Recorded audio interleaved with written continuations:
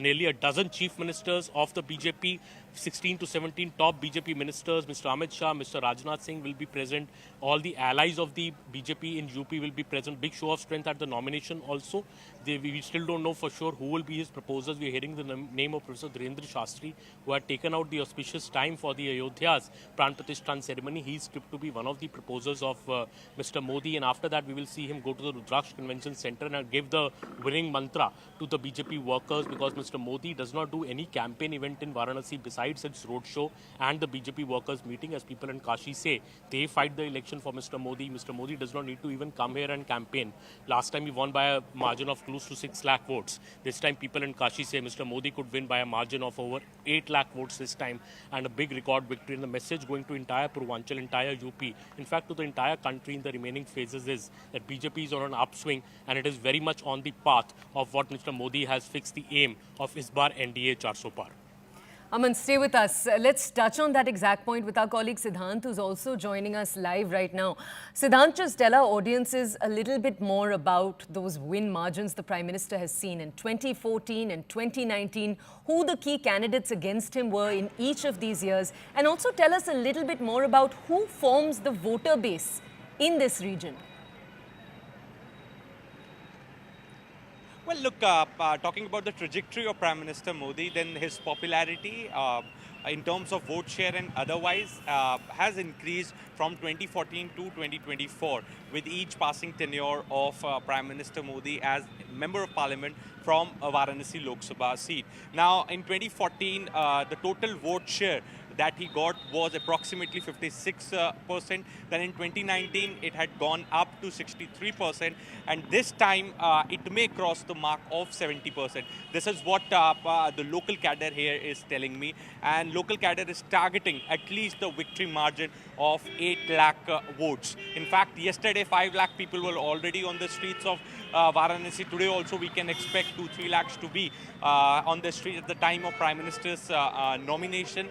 So party has to say that very comfortably they are going to reach 7 lakh mark, but the target is 8 lakh mark, and this is going to be the gift that party and the people of Kashi are going to give to Prime Minister Modi when he will be elected as the Prime Minister of the country for the 3rd term. So this was the sentiment which I picked yesterday while covering his roadshow. Now today, in some time from now, perhaps he's going to go to Dashashwamedh Ghat first, where Aman is reporting from. He's going to take the cruise ride. He's going to go to the to seek darshan of Kotwal of Kashi, and then he will come to the nomination center, the collector's office, where I'm reporting from.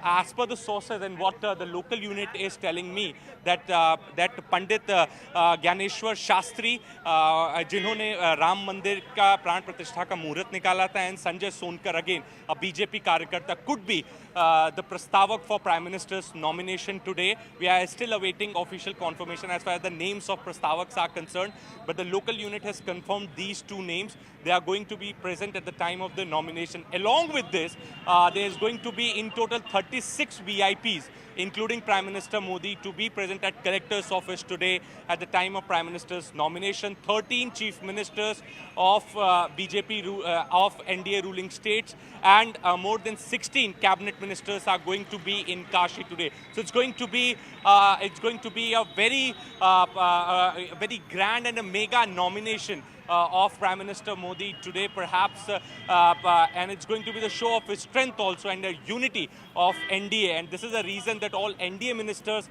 have also flown down to Varanasi to be with Prime Minister when he will file nomination from Varanasi Lok Sabha constituency for the 3rd time. Back to you. Okay, Siddhant, just stay with us. Let's just go over to a ground report. We'll take a look at that and then we'll go back to both of our reporters. We are at the famous Kal Bhairav temple of Varanasi, and this is a very holy temple where Prime Minister Narendra Modi will be coming before he files his nomination from Varanasi. Kal Bhairav was appointed as the Kotwal of Varanasi by Baba Kashi Vishwanath, and this has been the long-standing belief here that a darshan at the Kal Bhairav temple is very much required before You come to Varanasi before you go to the other temples here. We are inside the Kal Bhairav temple now with the main pujari of Kal Bhairav temple. तो काल भैरव मंदिर की क्या खासियत है? कलयुग में बाबा काल भैरव प्रत्यक्ष रूप से सारे कार्य को करने में सक्षम रहते हैं और इस कलयुग में इनका बड़ा भारी महात्मा है और काशी के तो ये दंडाधिकारी हैं। न्याय करना इनका कार्य है। तो इस बार प्रधानमंत्री जी आ रहे तो हम काल भैरव में उनके लिए विशेष पूजा का आयोजन किए हैं जिसमें उनकी नज़र उतारा जाएगा ताकि उनको किसी भी प्रकार की विरोधी शक्तियों का कोई प्रभाव उनके ऊपर न पड़े और वो अपने कार्य में अपने लक्ष्य को प्राप्त करें। ये आशीर्वाद है हम लोगों का और बाबा काल भैरव उनकी सारी मनोकामना पूर्ण करें। उनकी मनोकामना हम देखिए, हम लोग तो उनके परिवार हैं, वो हमारे परिवार हैं, हम लोग मोदी जी के परिवार हैं। तो बाबा ऐसा करे कि वो आगे जो भी देश के लिए सोचे हैं और देश के लिए सच्चे निष्ठा भाव से कार्य कर रहे हैं, ये चुनाव भी उनके लिए 400 पार करें और ये सारे कार्य करें। बाबा उनको ये सारी शक्तियाँ प्रदान करें। जी, और काल भैरव मंदिर प्रधानमंत्री पिछली बार भी आए थे 2019 में जब नॉमिनेशन फाइल करने से पहले। ये काशी की परंपरा रही है कि जो भी यहाँ पे सांसद विधायक या हमारे अधिकारीगण आते हैं तो बाबा काल भैरव का आशीर्वाद लेने के बाद ही कार्य करते हैं। तो कल नामांकन के पहले बाबा काल भैरव का आशीर्वाद लेंगे, वो अपनी सारी कामना के सहित कि सारे कार्य वो चुनाव को अच्छे से बाबा संपन्न कराएं और सब कुछ सही से शांति ढंग से पूर्ण हो। Baba Vishwanath had appointed as the Kotwal of Varanasi, who has the right to give punishment in Varanasi. But Prime Minister Modi will be coming here to seek his blessings before he files his nomination from Banaras. Okay, let's go back to our reporters. Aman Sharma joining us from the ground. Aman actually brought us that report that we just watched right now. Aman, tell us, we've been talking so far about the fantastic margins the Prime Minister has had both in 2014 and in 2019. Who makes the Varanasi electorate? What are the different groups? What are the demographics? Well, Toya, obviously the demographics of Varanasi are like any other seat in UP. You know, it's a mix of the OBC population, mix of Brahmin population, Muslim population is present in significant numbers. But I think the Kashi election has all become about Modi. I think the caste barriers, the community barriers have been broken in Varanasi. Yesterday, I was in the Madanpura area, which is a heavy Muslim-dominated area. And there too, I spoke to certain Muslim people who said that they want to vote for Mr. Modi as their MP because Modi is bringing development to Kashi. So I think Mr. Modi's support in Varanasi transcends all these caste and religion barriers. I'm here with, in fact, a couple of Kashi Vasis who've come here to see the Prime Minister at boarding this cruise, doing the Ganga Darshan. तो काशी में क्या काम हुआ आपको लगता है? हम ये दशमेध घाट पे खड़े हैं, मोदी जी आने वाले हैं, मोदी जी को बनारस में क्यों वोट डलता है? सबसे पहली बात कि मोदी को हर काशीवासी अपने साथ एक प्राइड के साथ उनको जोड़ के चलता है, क्योंकि बहुत गौरवान्वित महसूस होता है कि जब हम सांसद चुनते हैं और वो प्रधानमंत्री हो। और वाकई जो दशा और जो भौगोलिक स्थिति यहाँ की बदली है और बहुत ही ज़्यादा विकास का एक जो दौर और लोगों के अंदर उत्साह आया कि नहीं हमें विकास पे ही वोट करना है, इसलिए शायद यहाँ पे लोग मोदीमय हो चुके हैं और बहुत ज़्यादा मोदी को एक गौरव के तरीके से लोग सोचते हैं कि ये मोदी हमारे यहाँ के सांसद नहीं, हमारे प्रधानमंत्री हैं। इसलिए यहाँ पे किसी भी कास्ट, कम्युनिटी और किसी भी चीज़ से लोग इन्फ्लुएंस ना हो करके केवल विकास के मुद्दे पे और जो बदलती हुई स्थिति है काशी की, उस पे वोट करते हैं। जी, और मोदी जी का मार्जिन भी हर साल बढ़ता जा रहा है, 14 के बाद 19 में बढ़ा, इस बार आपको लगता है और बढ़ेगा मोदी जी का मार्जिन? क्या मार्जिन रहेगा? जो व्यवस्थाएं इनकी है वो सभी लोगों को देखते हुए चलते हैं। विकास योजनाएं तो माँ गंगा योग आरती मंडल समिति डॉक्टर नरेंद्र प्रसाद घाट की है, जो कि योजनाएं संपूर्ण उत्तर प्रदेश गंगा के दोनों तटों की है बेरोजगारों के लिए, जो 1997 से पड़ी हुई है। मोदी जी की चिट्ठी आई मगर काम कुछ नहीं है, विभागों में पड़ी हुई है। करोड़ों बेरोजगार पड़े हुए हैं और अरबों खरबों बीघाएं जमीन संपूर्ण उत्तर प्रदेश गंगा के दोनों तरफ पड़ी हुई है, जो कि डॉक्टर नरेंद्र घाट का हम देख रहे हैं काफी विकास तो हुआ है, घाट साफ हुए हैं काफी, आपको लगता है? घाट क्यों नहीं, मोदी जी जब यहाँ पे पहली बार 2014 में चुन करके आए थे तभी एक नेता की या एक नेशनल लीडर की क्या सोच होनी चाहिए कि हमारा शहर इतना गंदा है, जिस कॉन्स्टिट्यूंसी से मैं हूँ। और ये बहुत ही अच्छा मैसेज है, ये एक इनिशिएटिव है अपने लोगों को जगाने का कि आप पहले अपने शहर को साफ रखें, सफाई होगी तो ही कोई विकास के काम उस पर किए जा सकते हैं या ऑर्गेनाइज किए जा सकते हैं या उनको आगे बढ़ाया जा सकता है। तो मेरे ख्याल से ये जो इनका जो इनिशिएटिव था ये काशी से चल करके पूरे हिंदुस्तान में गया। मार्जिन बढ़ेगा मोदी जी का, आप कह रहे हैं इस बार? जाहिर तौर पे मोदी के सामने यहाँ पे कोई नहीं है। मोदी के सामने कोई नहीं, Toya, that's the sentiment of Kashi Vasis here, that his margin is only going to increase. And this message is in the campaign of Mr. Modi in Varanasi is just not limited to Varanasi. It's a message to entire UP and even to the entire country about the dominance BJP says it has in these elections. Toya. Okay, let's go over to Siddhant, our other colleague in Varanasi right now. Siddhant, yesterday evening we saw a 6-kilometer long roadshow where the Prime Minister was accompanied by the Chief Minister of Uttar Pradesh, Yogi Adityanath. Now, he stayed overnight at a guest house, but just take us back to the roadshow itself. What was the mood you saw? Well, it was magnetic, Toya. The roadshow, I could see people, I saw people waiting to catch a glimpse of Prime Minister Modi. They were waiting for us to catch a glimpse of Prime Minister Modi. There were more than 100 welcome junctions made to welcome Prime Minister Modi. There were aartis which were performed by women, voters at the time of the arrival of Prime Minister in roadshow. On various junctions, the aarti was performed. So it was magnetic, it was electrifying, and perhaps the biggest roadshow of Prime Minister Modi ever that I have covered, I have attended. More than 5 lakh people on both sides of the road, and in fact, the roadshow Prime Minister lasted for about 2 hours, and post that he went to Kashi Vishwanath temple. He was inside the temple for about 1 hour, and then after which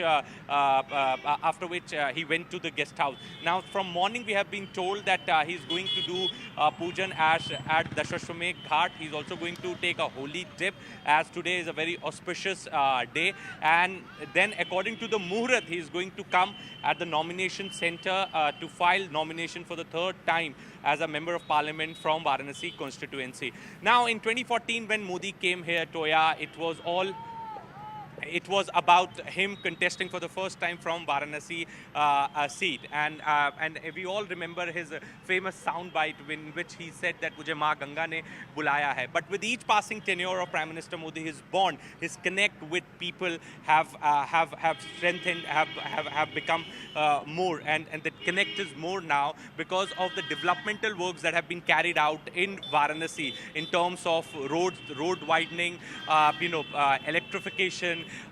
Then there is the ropeway service which is coming to Varanasi, new railway station, the infrastructure that people of Varanasi have got in last 10 years, and also the ghats, the cleanliness of ghats, the widening of ghats, and now there is proper passage for tourists to come, sit and meditate on the ghats. So this is Kashi which people never imagined before 2014, and this all could have been possible only because of Prime Minister Modi, especially the corridor, the Kashi Vishwanath corridor, perhaps, which has made the darshan of Kashi Vishwanath temple, the devotees, the entire process very easy. So people know what Prime Minister Modi has done, and this is the reason that this connect is getting better with each passing tenure of Prime Minister Modi, and this is the reason that whenever he is in Varanasi, it's the festive mood. On that particular day. Yesterday, there was a roadshow of Prime Minister Modi.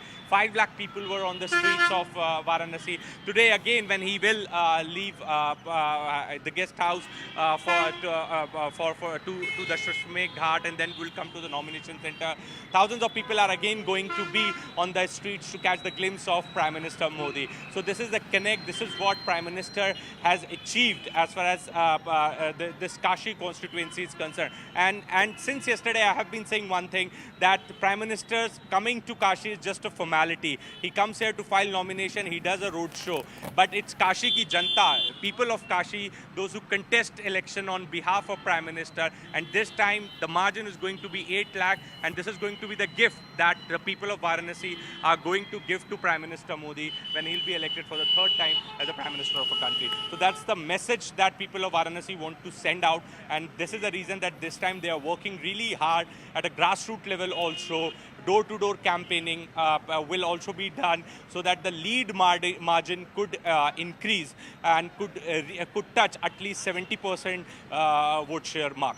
Back to you. All right. Siddhant and our colleague Aman both remain with us on the ground. We'll return to both of you in just a second. We're heading into a quick break.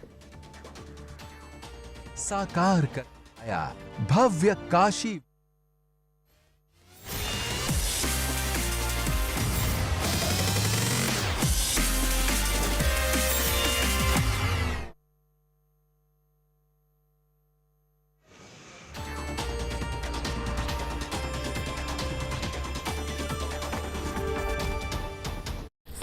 मैं 5 प्रधानमंत्री इतने बड़े देश को वो समझ भी नहीं पाएंगे। लेकिन विपक्ष कह रहा है कि 400 पार की पहले मोदी जी बात कर रहे थे, अब नहीं कर रहे हैं। मैं कल भी बोला हूँ जी।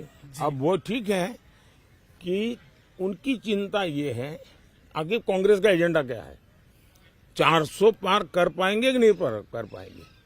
उनका एजेंडा नहीं है कि वो कितनी सीटें जीतेंगे और कैसे जीतेंगे। दूसरा, मैंने करीब हिंदुस्तान के एक 3-4 राज्य बाकी है, सभी राज्यों का भ्रमण किया है और सभी राज्यों के भ्रमण से मैं देख रहा हूं कि ये आंधी है, आंधी, बड़ी आंधी। और 2019 से बड़ी वाली आंधी। 400 पार बहुत आराम से देश की जनता करने वाली है। विपक्ष 19 से 24 में विपक्ष के नाते भी विफल गया है। जो लोग विपक्ष के नाते भी विफल गए हो, उनको इतना बड़े देश का कारोबार कौन देगा? लेकिन एक सवाल मन में आता है कि बीजेपी ने 2019 के अंदर 303 सीटें अपने दम पर पाई। हिंदी भाषी राज्यों में एक तरह से बहुत बड़ी सीटें भारतीय जनता पार्टी को मिली, लेकिन इस बार क्या वो रिपीट हो पाएगा? और आप देखिए जी, भारतीय जनता पार्टी, जो आप इतनी पुरानी सोच के साथ बैठे हुए हो, गोवा जी, ये क्या हिंदी भाषी है क्या? गुजरात हिंदी भाषी है क्या? महाराष्ट्र हिंदी भाषी है क्या? असम हिंदी भाषी है क्या? बंगाल हिंदी भाषी है क्या? कर्नाटक हिंदी भाषी है क्या?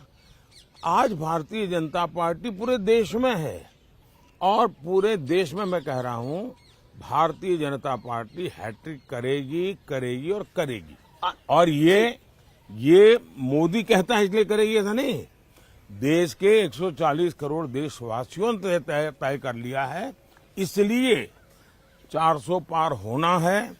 और भारतीय जनता पार्टी भी अपने सारे रिकॉर्ड तोड़ेगी और एनडीए भी अपने सारे रिकॉर्ड तोड़ेगी। तेलुगु स्टेट्स में आपको क्या लगता है? आंध्रा में, आंध्र एंड तेलंगाना जी, इस चुनाव में साउथ सबसे बड़ा सरप्राइज देगा। केरल, तमिलनाडु, पुडुचेरी, कर्नाटका, आंध्र, तेलंगाना, विपक्ष को भी सभी साउथ से उम्मीद है बहुत ज्यादा। सभी में ऐतिहासिक परिवर्तन आपको नजर आएगा और बहुत बड़ी सिद्धि जी भारतीय जनता पार्टी और एनडीए के पक्ष में रहेगी।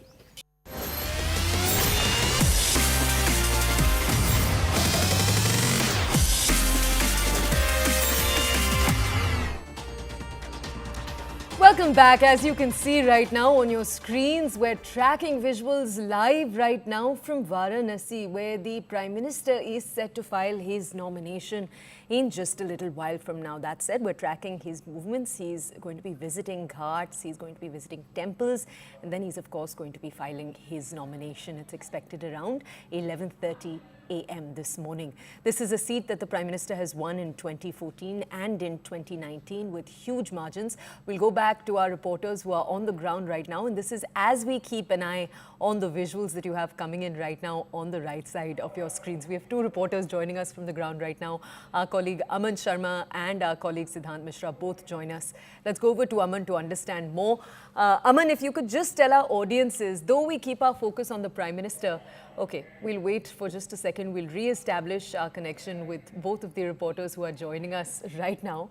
The visuals you can see right now of the ship on which the Prime Minister will be arriving will just bring you more context. But let's take a deeper look at the numbers first. So in 2014, when the Prime Minister first contested from Varanasi, he polled about 3.37 lakh votes. His nearest rival at that point from the same seat was the Aam Aadmi Party Delhi Chief Minister Arvind Kejriwal. He was his nearest rival. And the constituency at that point, this is an important number, they recorded a voter turnout of 58%. On your screens right now, on the right side, you can see the Prime Minister waving to crowds gathered there.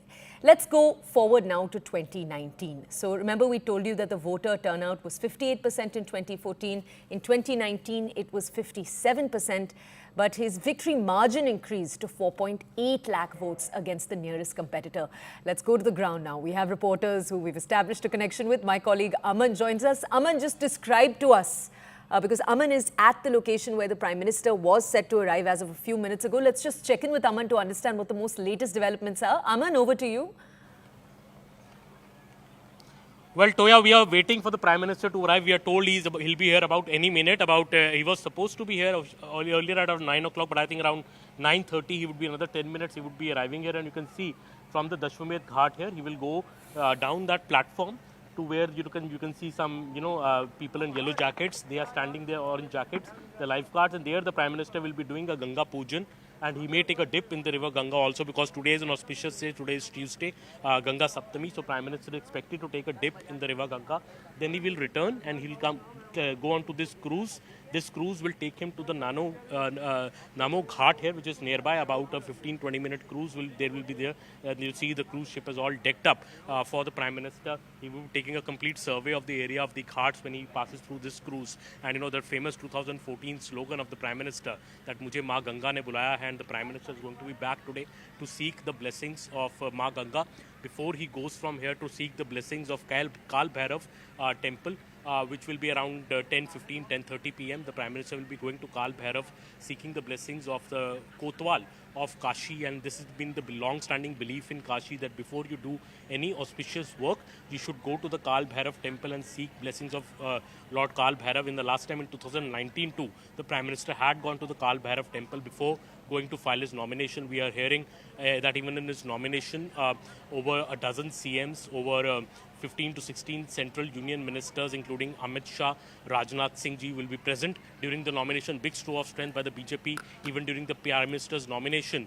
And after that, he will be addressing workers of the BJP at the Rudraksh International Convention Center, giving them the victory mantra, not just for Varanasi, for UP, for the rest of the country. The Prime Minister does not do any major campaign event in Varanasi. So confident the BJP and the PM is of a thumping victory in Varanasi, where the Prime Minister does a roadshow as he did yesterday, 5-kilometer long roadshow, and today he'll be doing addressing the party workers. And after that, the Janta of Kashi fights the election for the Prime Minister. That is the Prime Minister's schedule of the day. But I think this particular program, which we'll have at the Ganga Ghats, will be catching all the eyeballs today, because the Prime Minister will be here after a bit of time now. Prime Minister has been to Kashi nearly 45 to 46 times in the last 10 years, Toya. One of the most active MPs, I would say, in UP. And, I remember Mr. JP Nadda about a couple of months back seeking a report card from all MPs about the works they had done in the last 5 years. And Prime Minister Narendra Modi also reached there and gave his report card to Mr. JP Nadda on the work he had done as the Varanasi MP. And that work in Varanasi, Toya, you can see at the ghats here.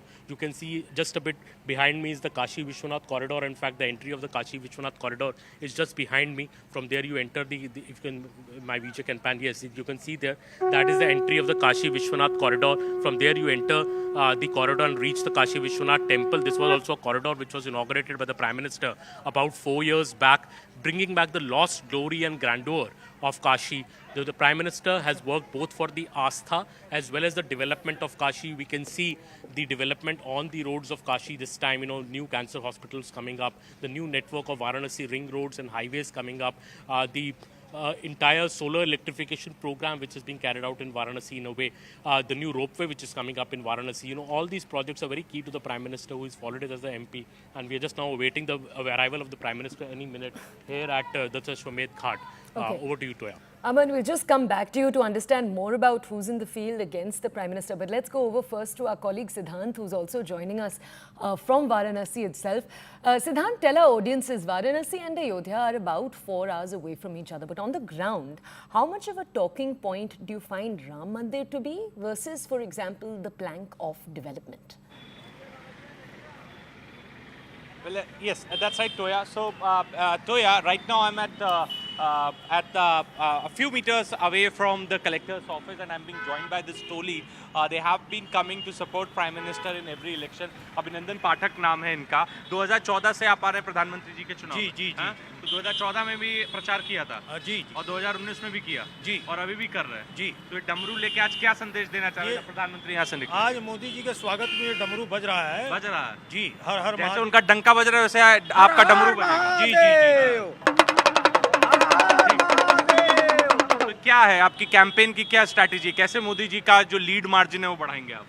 कल ही से बढ़ गया है. जब से road show किया है अवतार पुरुष मोदी जी ने, तो यहाँ पे 2 नारे हो गए. 4 जून 400 पार तो है. अब 4 जून बनारस में 10 लाख पार. 10 लाख पार. 8 लाख टारगेट नहीं, 10 लाख है सर. हो जाएगा 10 निश्चित. 101% हो. 101%. लेकिन कल तो जो रोड शो में आए थे वो तो आसपास के जिले के भी लोग थे ना, बीजेपी के और सपोर्टर. सुनिए, मोदी जी से लोग लगाव करते हैं. लोग टेलीविजन के पास बैठते हैं. और हम तो जो लोग थे सड़कों पे वो साक्षात दर्शन करने के लिए थे. लोगों ने मन बना लिया है. मोदी के अलावा कोई विकल्प नहीं है. आपका भी जो कट है वो मोदी जी जैसा है. ये ऊपर वाले की देन है. दाढ़ी और बाल. भक्ति में शक्ति है. भक्ति में शक्ति है. ये आपकी भक्ति की शक्ति, आपका लुक भी मोदी जी जैसा. भक्ति में शक्ति है. और इसलिए है. राइट. भक्ति में शक्ति. आप दिखा के रखते हैं. मोदी जी अवतार पुरुष हैं. भारतीय नमो सेवा दल मोदी जी के लिए पूरे देश में काम करता है. पूरे देश में काम करता है. तो ये क्या एक अच्छी चीज बताइए मोदी जी जो उन्होंने वाराणसी के लिए किया, जो आपके दिल को छू गया, या देश के लिए जो किया? मोदी जी देखिए, 2014 में जब मैं आया था तो एक अराजकता का माहौल हुआ करता था. गड्ढे थे. ठीक. बहुत गड्ढे दूर हो गए. विकास हुआ है. ठीक. और पूरे विश्व में हुआ है. पूरे विश्व में मोदी जी ने भारत का गर्व और गौरव बढ़ाने का काम किया है. तो इसलिए आपको मोदी जी पसंद है? निश्चित रूप से पसंद. मैंने कहा ना, पसंद ही नहीं, अवतार पुरुष है. मैं कहता हूँ कि मोदी जी अवतार पुरुष है. अवतार पुरुष है. बजा दीजिए.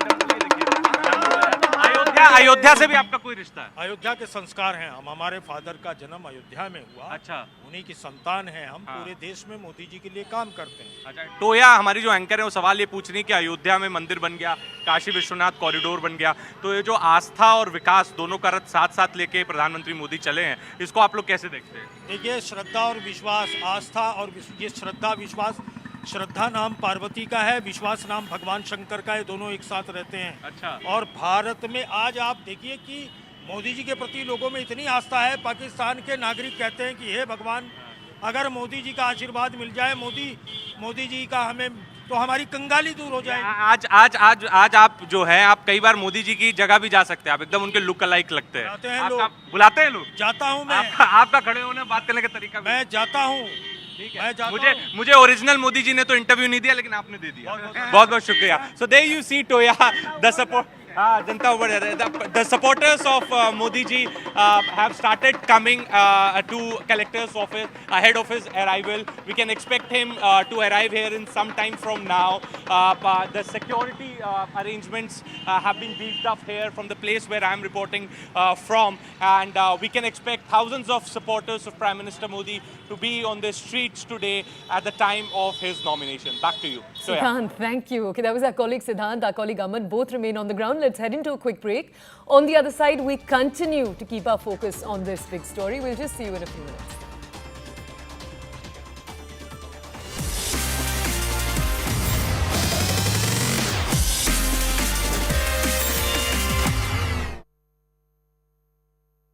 जारी रहेगी. साफ नजर आता है और मैं मानता हूं जी कि तेलंगाना क्लीन स्वीप करेगा.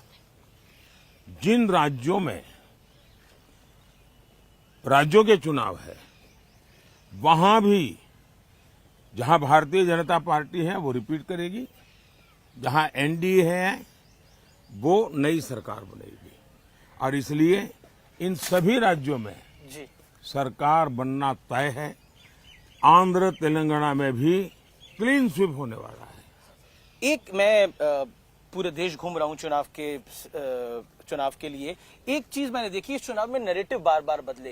पहले नैरेटिव आया रिजर्वेशन का, फिर आया नैरेटिव कि बीजेपी के लीडर्स के फेक वीडियो चलाए गए। नैरेटिव बार बार बदल रहे हैं, कैसे देखते हैं आप इसको? इसको आप नैरेटिव नहीं कह सकते हैं।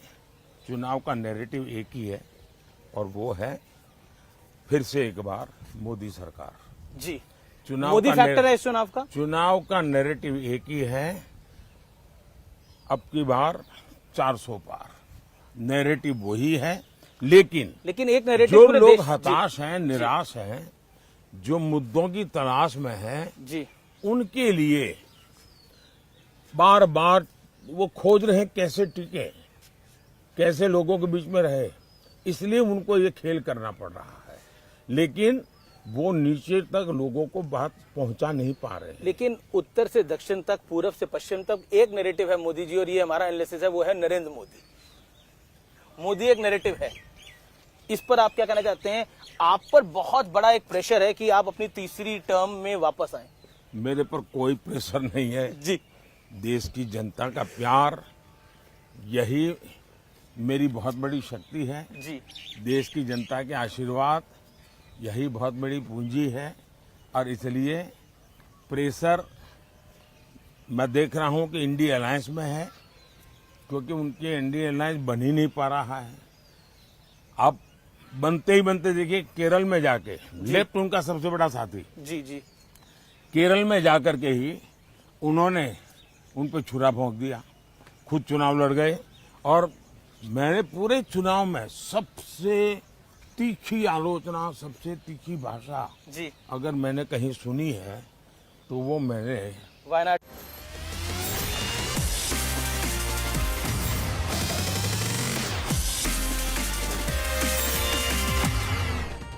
Welcome back. You're watching the morning news show, and we are continuing to track the mood in Varanasi, where the Prime Minister is set to file his nomination. This will be if he wins his third consecutive term from Varanasi. Remember, he's represented the entire region in 2014 and again in 2019.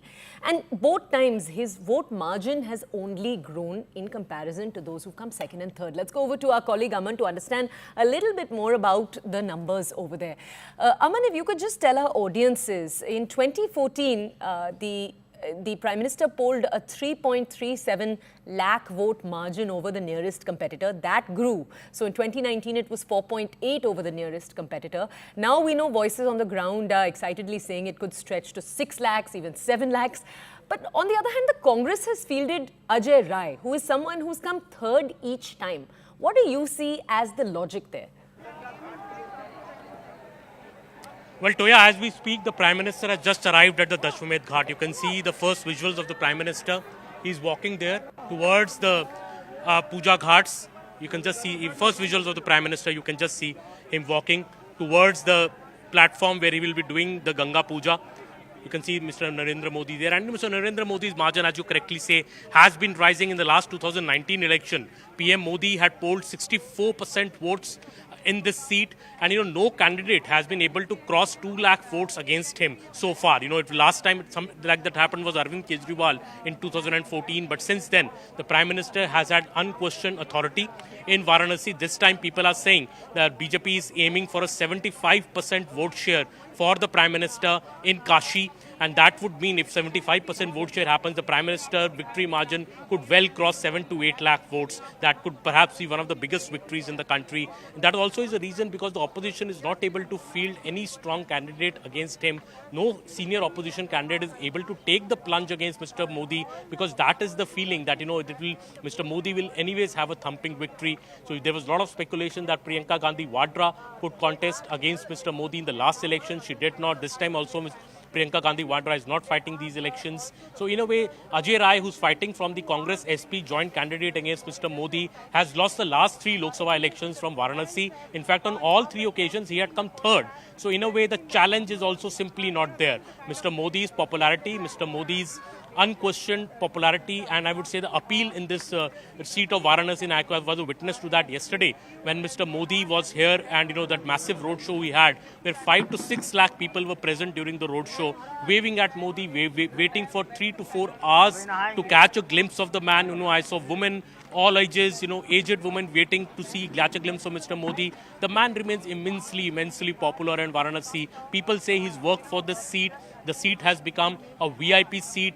The lost glory and grandeur of Kashi has been restored by Mr. Modi. And now you can see these visuals here, Toya. The Prime Minister doing this puja in front of the Ganga river. The Prime Minister wearing a saffron stole, I can see, dressed in white. And today is Ganga Saptami also. So very auspicious day today. And the Prime Minister is here doing this puja right now, as we can see.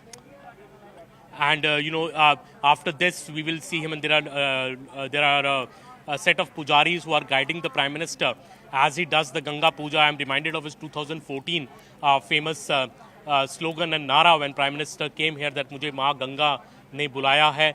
And the Prime Minister recently got emotional thinking about Varanasi, his seat, when he said that his mother is no more, but Varanasi city, Varanasi is his mother, Kashi is his mother now, and Maa Ganga is his mother, and he seeks the blessings of Kashi and of Maa Ganga for his third term, if he's elected again to office, to do more development for the country, raise the country's stature further.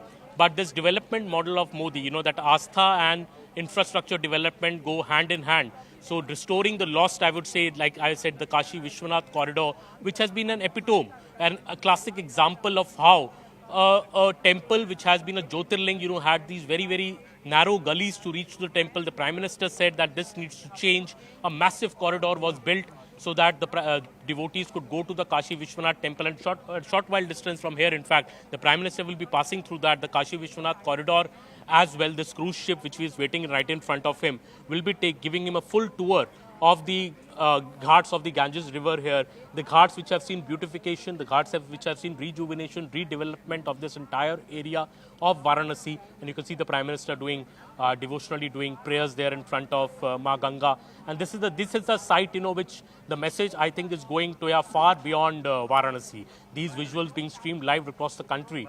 This is the message not just to Varanasi, the message to UP, the state of Uttar Pradesh, where the BJP is looking for a big victory this time, at least a 70+ seat margin out of the 80 seats which are up for grabs in UP. BJP had won 73 seats in 2014. It had dropped to 64 seats in the last elections due to the SP-BSP alliance on the other side. But this time the BJP is extremely confident that the double-engine Sarkar, the Modi factor and the Yogi factor in UP combined, will take it past this, maybe the 73 record mark which it had hit in 2014.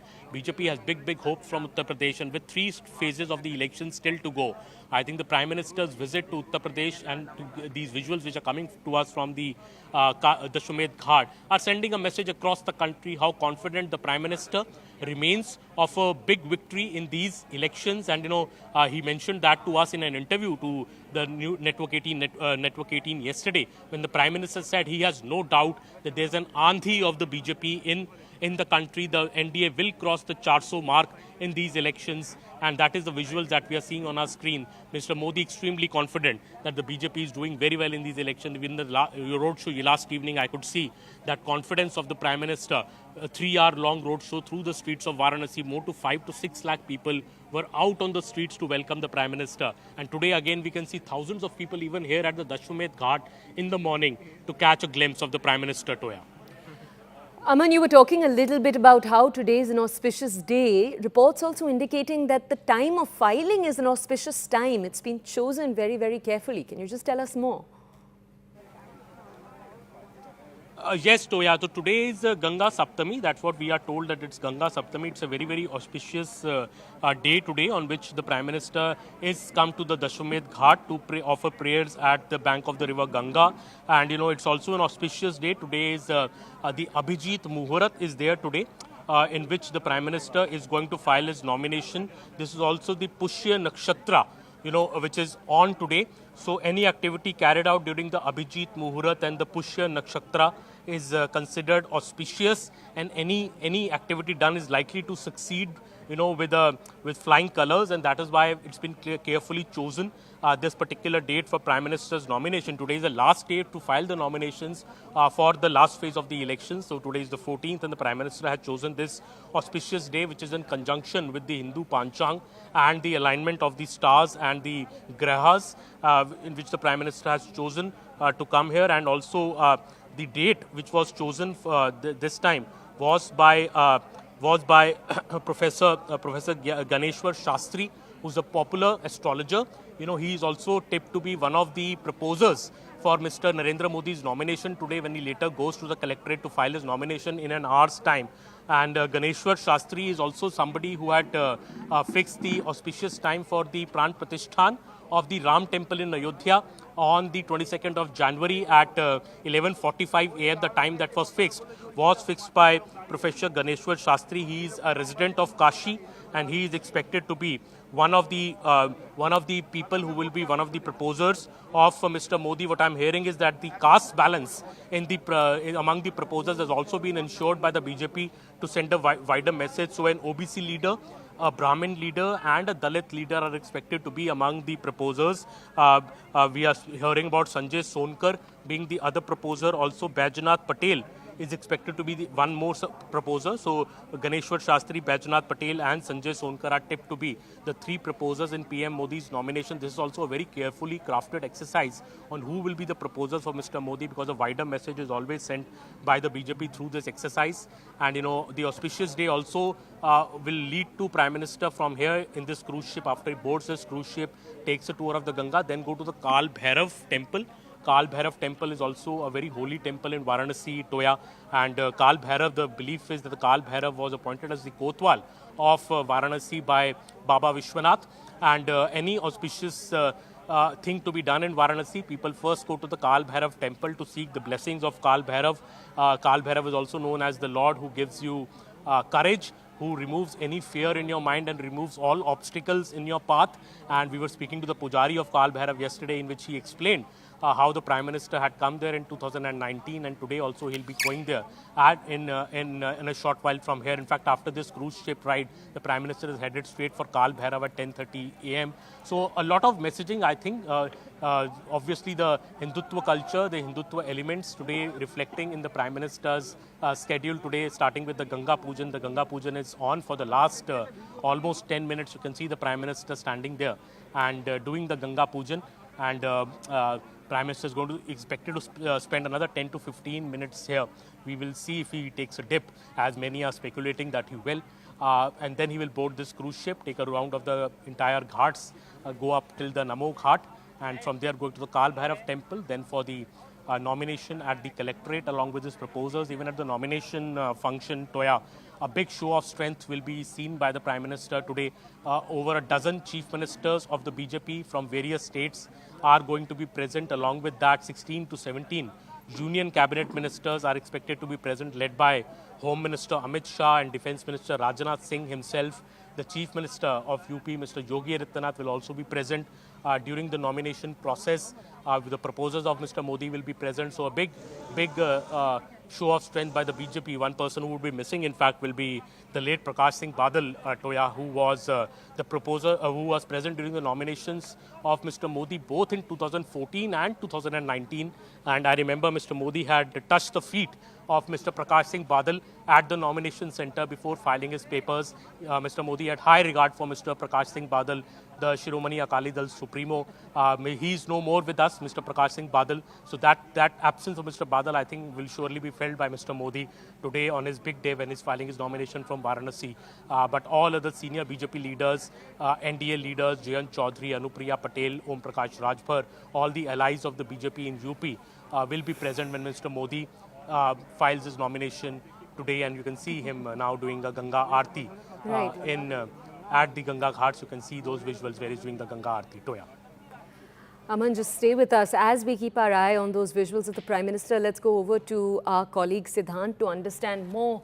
Siddhant, earlier we were taking a look at the numbers. So 2014 and 2019's numbers, and the Prime Minister's victory margin over his nearest rival only growing. So from 3.37 lakhs to 4.8 lakhs. But still, the voter turnout, that has fallen. So 2014 you had 58% and in 2019 it fell to 57%. How does the BJP see the voter turnout aspect here?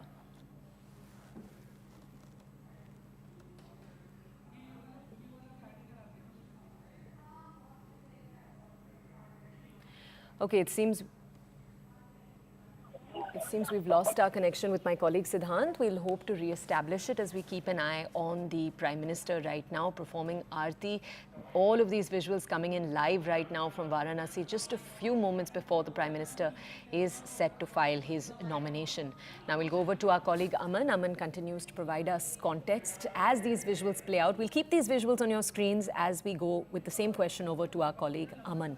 Aman, can you just tell our audiences, as we were saying, the proportion of votes the Prime Minister has had over his nearest competitor, that has grown from 2014 to 2019, will possibly grow more, as you just said.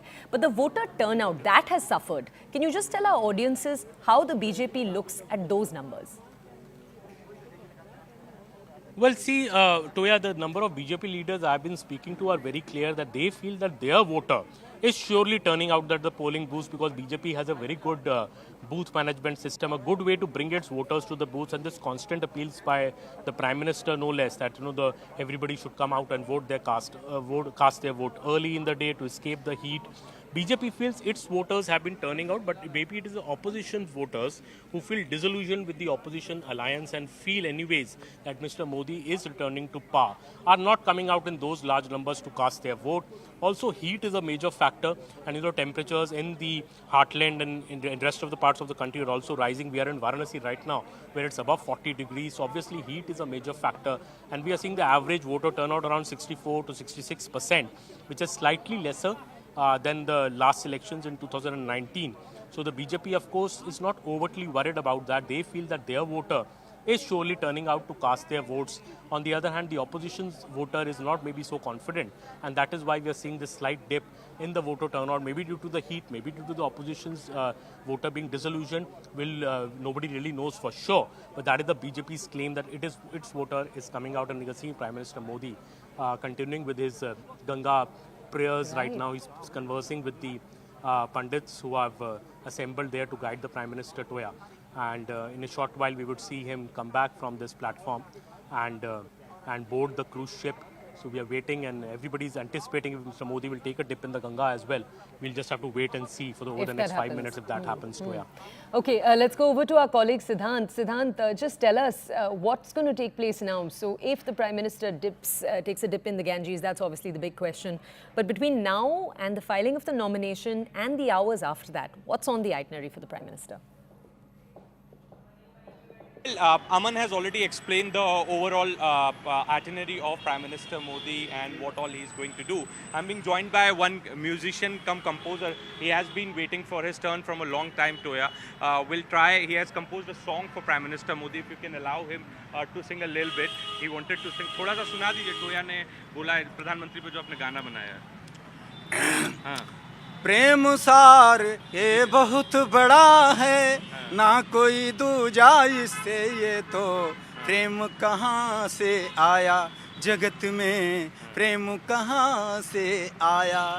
प्रेम ए आया माँ से उरी से, प्रेम ए आया श्री राम प्रभु से, प्रेम वहीं से आपने मोदी जी के लिए लिखा जगत में, प्रेम वहीं से आया. प्रेम मोदी जी के लिए लिखा है. हाँ, जनता जनार्दन से. So there you see, Toya, lot many people are coming today also. I am outside Collectorate, and in some time from now, after doing puja at Dashashwamekh Ghat and then taking a boat ride to Kal Bhairav, after offering darshan at Kal Bhairav, Prime Minister Modi is going to come here for the nomination. In fact, the VIPs have already started arriving.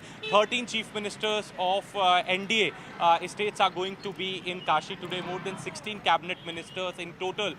36 VIPs, including Prime Minister Modi, are going to be inside the collector's office where I'm reporting from. So that's the collector's office the extreme end of the road where I'm reporting from.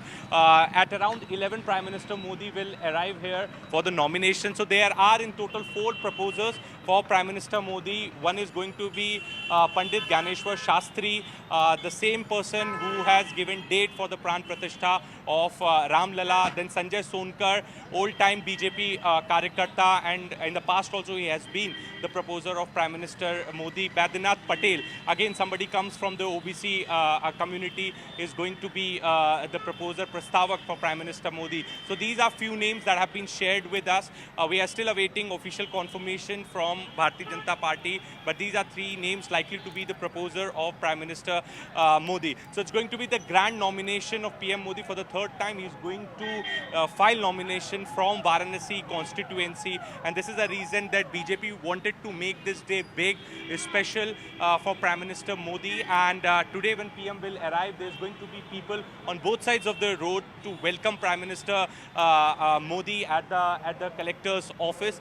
After yesterday's road show, you know, the momentum is already built, and as we were talking about, the connect of Prime Minister Modi with people of Varanasi is increasing with each passing tenure of PM, and especially due to the developmental work that have been carried out in Varanasi, the overall transformation with the ghats being developed, the road widening projects, the ropeway service being started, the stadium coming up in Varanasi, the link roads, the highways that have been built in Purvanchal. So it's not just Varanasi, but the whole of Purvanchal is witnessing vikas and development. This is the reason that, you know, is still Prime Minister after being Member of Parliament from this constituency for 10 years. He still enjoys the same popularity. In fact, his popularity is increasing with each passing tenure, and this is the reason that Bharatiya Janata Party this time around is targeting the vote, the victory margin of Prime Minister Modi by 8 lakh votes. As there is no opposition also couldn't give a fight to PM Modi in the past, and this time Ajay Rai is the candidate from Congress Party, and people are saying that it would really be difficult for him ki apni wo zamanat bacha le. So this is also what people are talking here because of the growing popularity of Prime Minister Modi, and you know, especially after yesterday's roadshow, which witnessed 5 lakh people on the streets, you know, it was quite evident who is going to win and what's going to be the margin of Prime Minister Modi. But one thing is for sure, that this time Kashi has decided to give Prime Minister Modi the victory by 8 lakh margin, and that is what BJP is targeting for these polls. Let's just check in with our colleague Aman also, Siddhant. Thank you. Stay with us.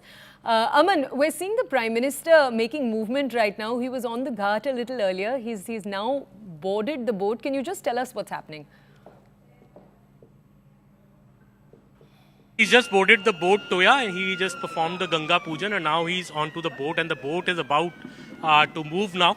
The boat will take the Prime Minister across all the major ghats of Varanasi. He will be reviewing all the major ghats here, passing through River Ganga till the Namo Ghat.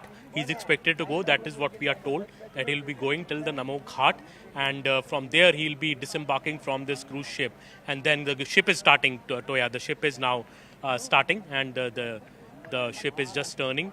I would just hold on to see which way the ship is going, because this is the Dashwamedh Ghat, and on the left of the Dashwamedh Ghat is the Kashi Vishwanath corridor, on the right side is the Assi Ghat, towards which it's a long, if you are familiar with Varanasi, it starts from on the right side of the Dashwamedh is the Assi Ghat, till the end it goes till the Kashi Vishwanath corridor, the Harish Chandra Ghat, and the other ghats. And we see the ship now. The Prime Minister is on board, and the ship is now turning. And yes, it is going towards the Kashi Vishwanath corridor, Toya. So the Prime Minister will be going towards the Kashi Vishwanath corridor, the gate of the Kashi Vishwanath corridor. And I remember that famous pictures from about 4 years earlier, when the Prime Minister had gone till the Kashi Vishwanath corridor, taken a dip in the Ganga at that time, and walked with a Ganga Jal in a lota from the ghat till right up till the temple. I remember those sites as well. And today the Prime Minister is going towards the Kashi Vishwanath corridor. From here, the boat he's already on board now, and you can see the ship moving in front of me in the Ganga river. And from here, the Prime Minister is heading towards the Kashi Vishwanath corridor. And in the end of this road is in the end of this and you can see behind me, if Vijay can pan a bit left, you can see the ship is heading towards the Kashi Vishwanath corridor. That is the ghat of the Kashi Vishwanath temple, from where you can climb and go inside the Kashi Vishwanath corridor. This was inaugurated by the Prime Minister over 4 years back, and the Prime Minister's cruise ship We're is just now going to head towards into a the quick Kashi break, but Vishwanath that's our corridor. colleague Aman Go ahead. on the ground at the Dashmeshwar Ghat in Varanasi. Our colleague Siddhant also in Varanasi, both of them bringing us moment by moment coverage. We're going to head into a quick break. On the other side, our coverage continues on this story.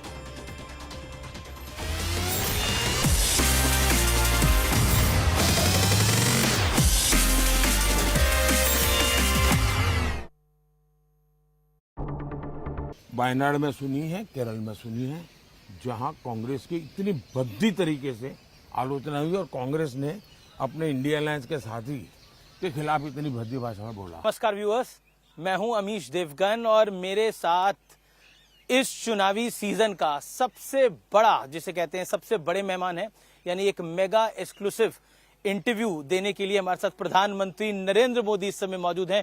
Modi ji, आपका अभिनंदन है news 18 पे। नमस्कार। नमस्कार भैया, आपके सभी दर्शकों को भी हमारा नमस्कार। मोदी जी, चौथे चरण की वोटिंग जारी है, 3 चरण संपूर्ण हो चुके हैं। ये चुनाव आपको कहां जाता हुआ दिख रहा है? खासतौर पर तेलुगु स्टेट्स में भी वोटिंग है। पहले 3 चरण के जो चुनाव हुए हैं उससे मैं साफ देख रहा हूं कि कांग्रेस पार्टी कहो या उसके साथी कहो जी, सबके सब एक प्रकार से दिशाहीन नजर आते हैं। अब देखिए, आपको कहीं पर भी इंडिया अलायंस नजर नहीं आएगा। वो नेता नहीं तय कर पा रहे हैं, वो एजेंडा तय नहीं कर पा रहे हैं। उनको लगता है कि मोदी का घोर विरोध, मोदी को गाली गलौज, जी, उसी से उनका काम चल जाएगा और वो उसी के आधार पर जी, चुनाव जीतना चाहते हैं। देश, इतना बड़ा देश, जी, आज खास करके जो नौजवान मतदाता है, जी, वो ये हमेशा सोचता है कि भी आखिरकार इतने बड़ा देश, इतनी विविधताएं, ऐसा कौन नेता है जी, जिसको संभाल पाएगा? नाम बताओ। इंडिया अलायंस के लोग नाम नहीं बता पा रहे हैं और वो कहते हैं बाद में, फिर इतना भी कहते हैं कि भाई, अभी एक मैंने कहीं अखबार में पढ़ा, वो एक ऐसी फॉर्मूला ला रहे हैं जिस फॉर्मूला में 5 साल में 5 प्रधानमंत्री, हर वर्ष एक प्रधानमंत्री। अगर हर वर्ष एक प्रधानमंत्री वो लाएंगे जी, तो आप मुझे बताइए कि देश का क्या होगा। आपको गांव के लोग बड़ी मजेदार कथा सुनाते हैं जी, कि एक बार 10 किसान इकट्ठे हुए जी, और उन्होंने सोचा कि भाई कुछ पानी के बिना क्या होगा, तो मिलकर के उन्होंने जो पानी की जांच करने वाले लोग हैं तो उनको बुलाया। तो कहा भाई पानी तो निकल सकता है, अगर 100 मीटर ट्यूबवेल कर देंगे तो पानी आपको निकलेगा और पानी मिलेगा। तो फिर 10 किसानों ने कहा ऐसा करो भाई,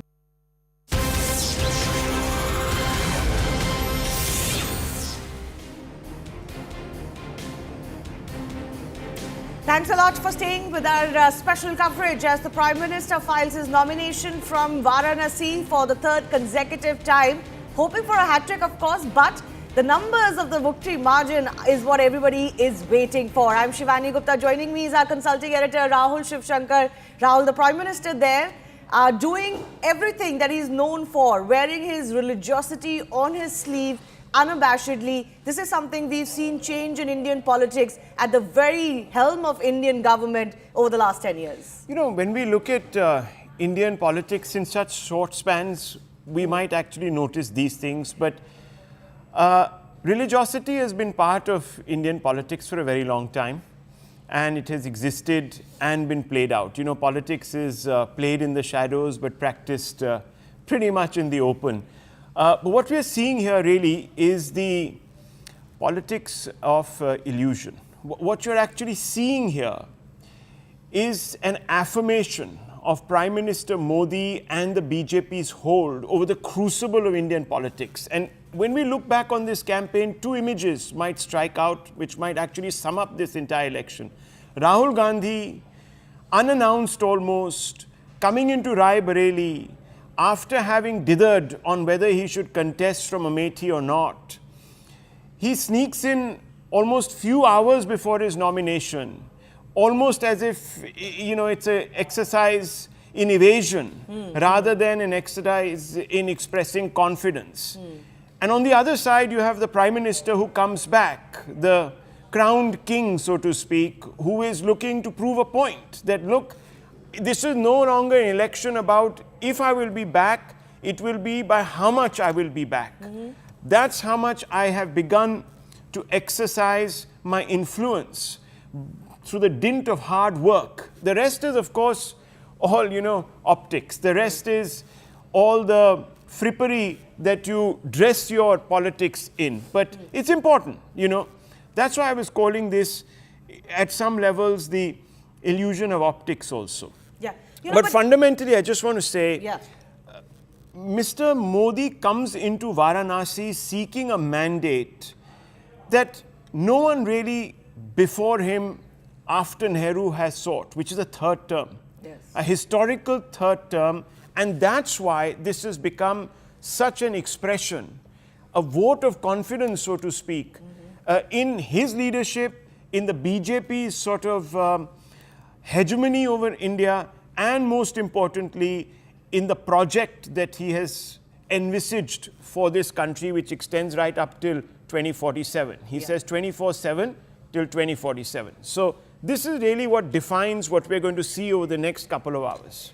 Absolutely. And, there is a parallel to be drawn between what the Prime Minister is hoping to achieve in his constituency in Varanasi, which is that it's not so much about whether there will be a hat-trick or not. It's about, how impressive the numbers could be, and what the BJP and the NDA are hoping to achieve at the centre government. Because the conversation around them too, around these elections too, is not so much whether there will be a third term, but whether they can do it more handsomely than they managed in the last two terms. And of course, they've said that 370 plus for BJP and 400 plus for the NDA target.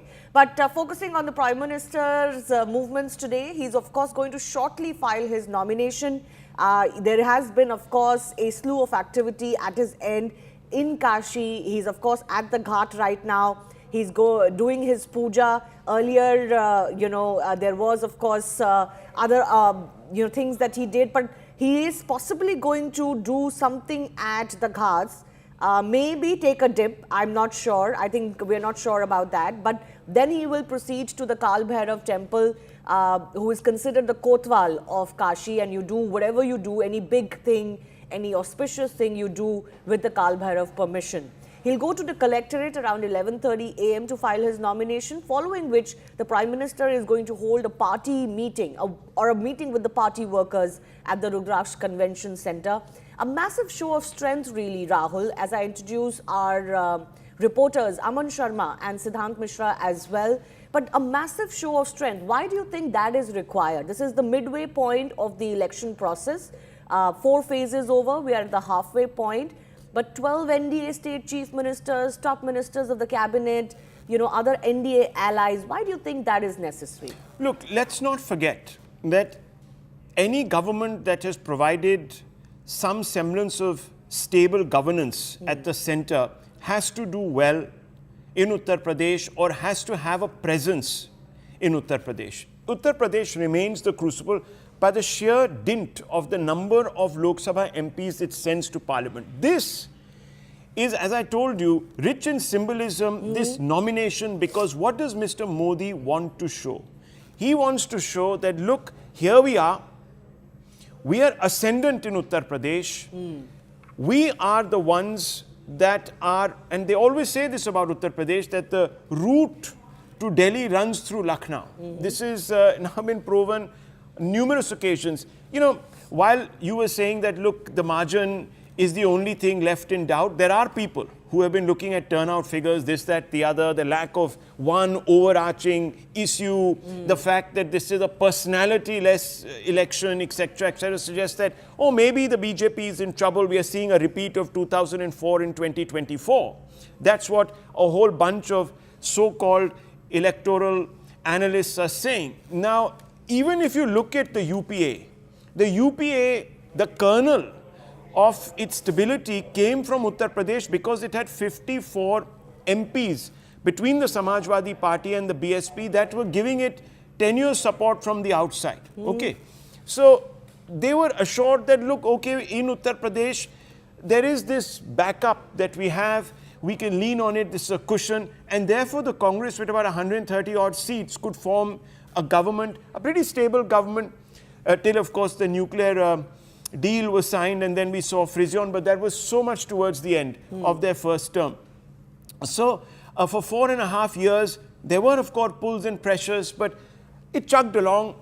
It built on the legacy of the NDA, the economic legacy, and therefore we saw this big growth. All it needed to really do was to keep its hands on the steering wheel, which it did, to be fair to the UPA one. But what you're seeing here is a Prime Minister who is saying that, look, 10 years of anti-incumbency doesn't really affect me. These 10 years of anti-incumbency are actually, or this 10 years of incumbency is actually something that we have built upon, and on the basis of our record in office, we are here without shame, without looking shifty in our shoes. We are here to tell you, this is our team, this is the NDA alliance, it stands firm, it stands united, it stands behind our lead, our lead mascot, electoral, political mascot, so to speak. The captain of the team. The captain of the team, call him what you want to, the skipper of this massive Titanic. Of course, that sank. But not the best analogy. Not the best analogy, but, the person that we are sort of standing behind, he's the reason why we are here. He's the reason why we are seeking this third term, because of the work that he has done, his vision, and what better occasion than to stand beside him when he's filing that nomination. Yes, making an occasion out of it. I have to give it to the BJP and certainly to, Narendra Modi and the PMO.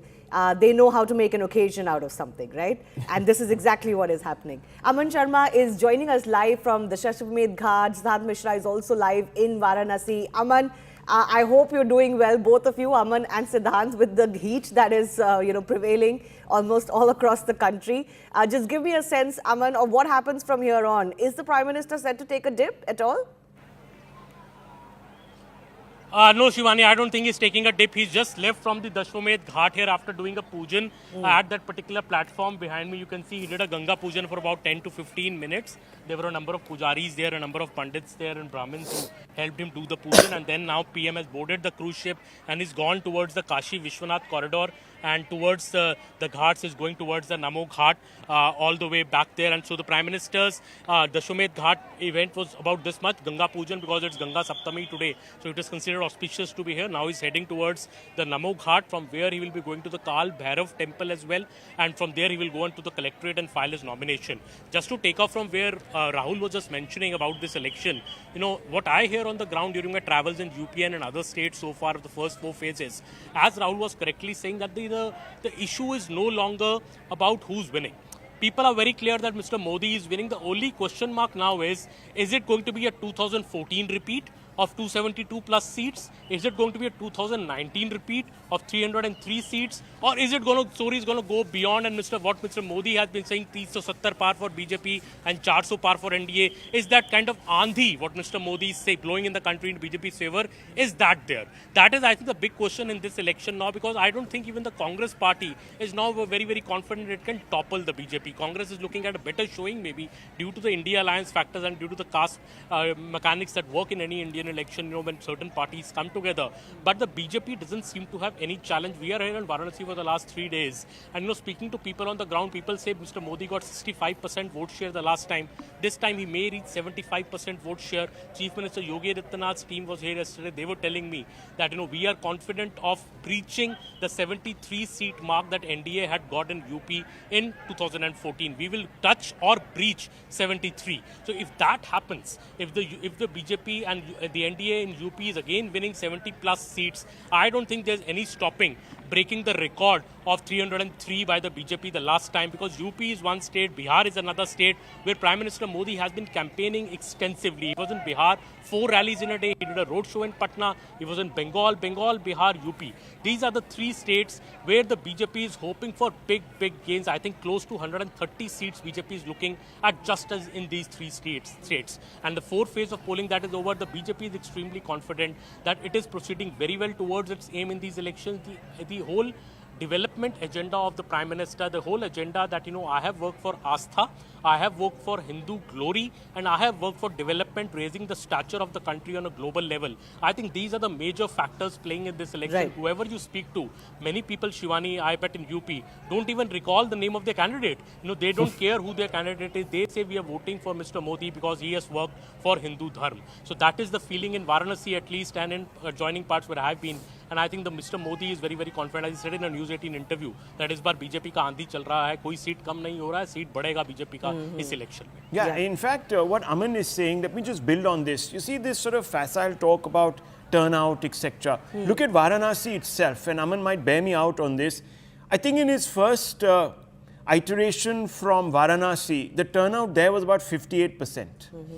And he won by a huge margin against Mr. Arvind Kejriwal, who was his closest rival at that point. In the next one, in 2019, when he sought re-election from Varanasi, the turnout actually came down by 1.5%. But the margin increased over his rival. So turnout is not a reflection. What is a reflection really is basically your ability to convince the voter, whoever is voting, that you're the person.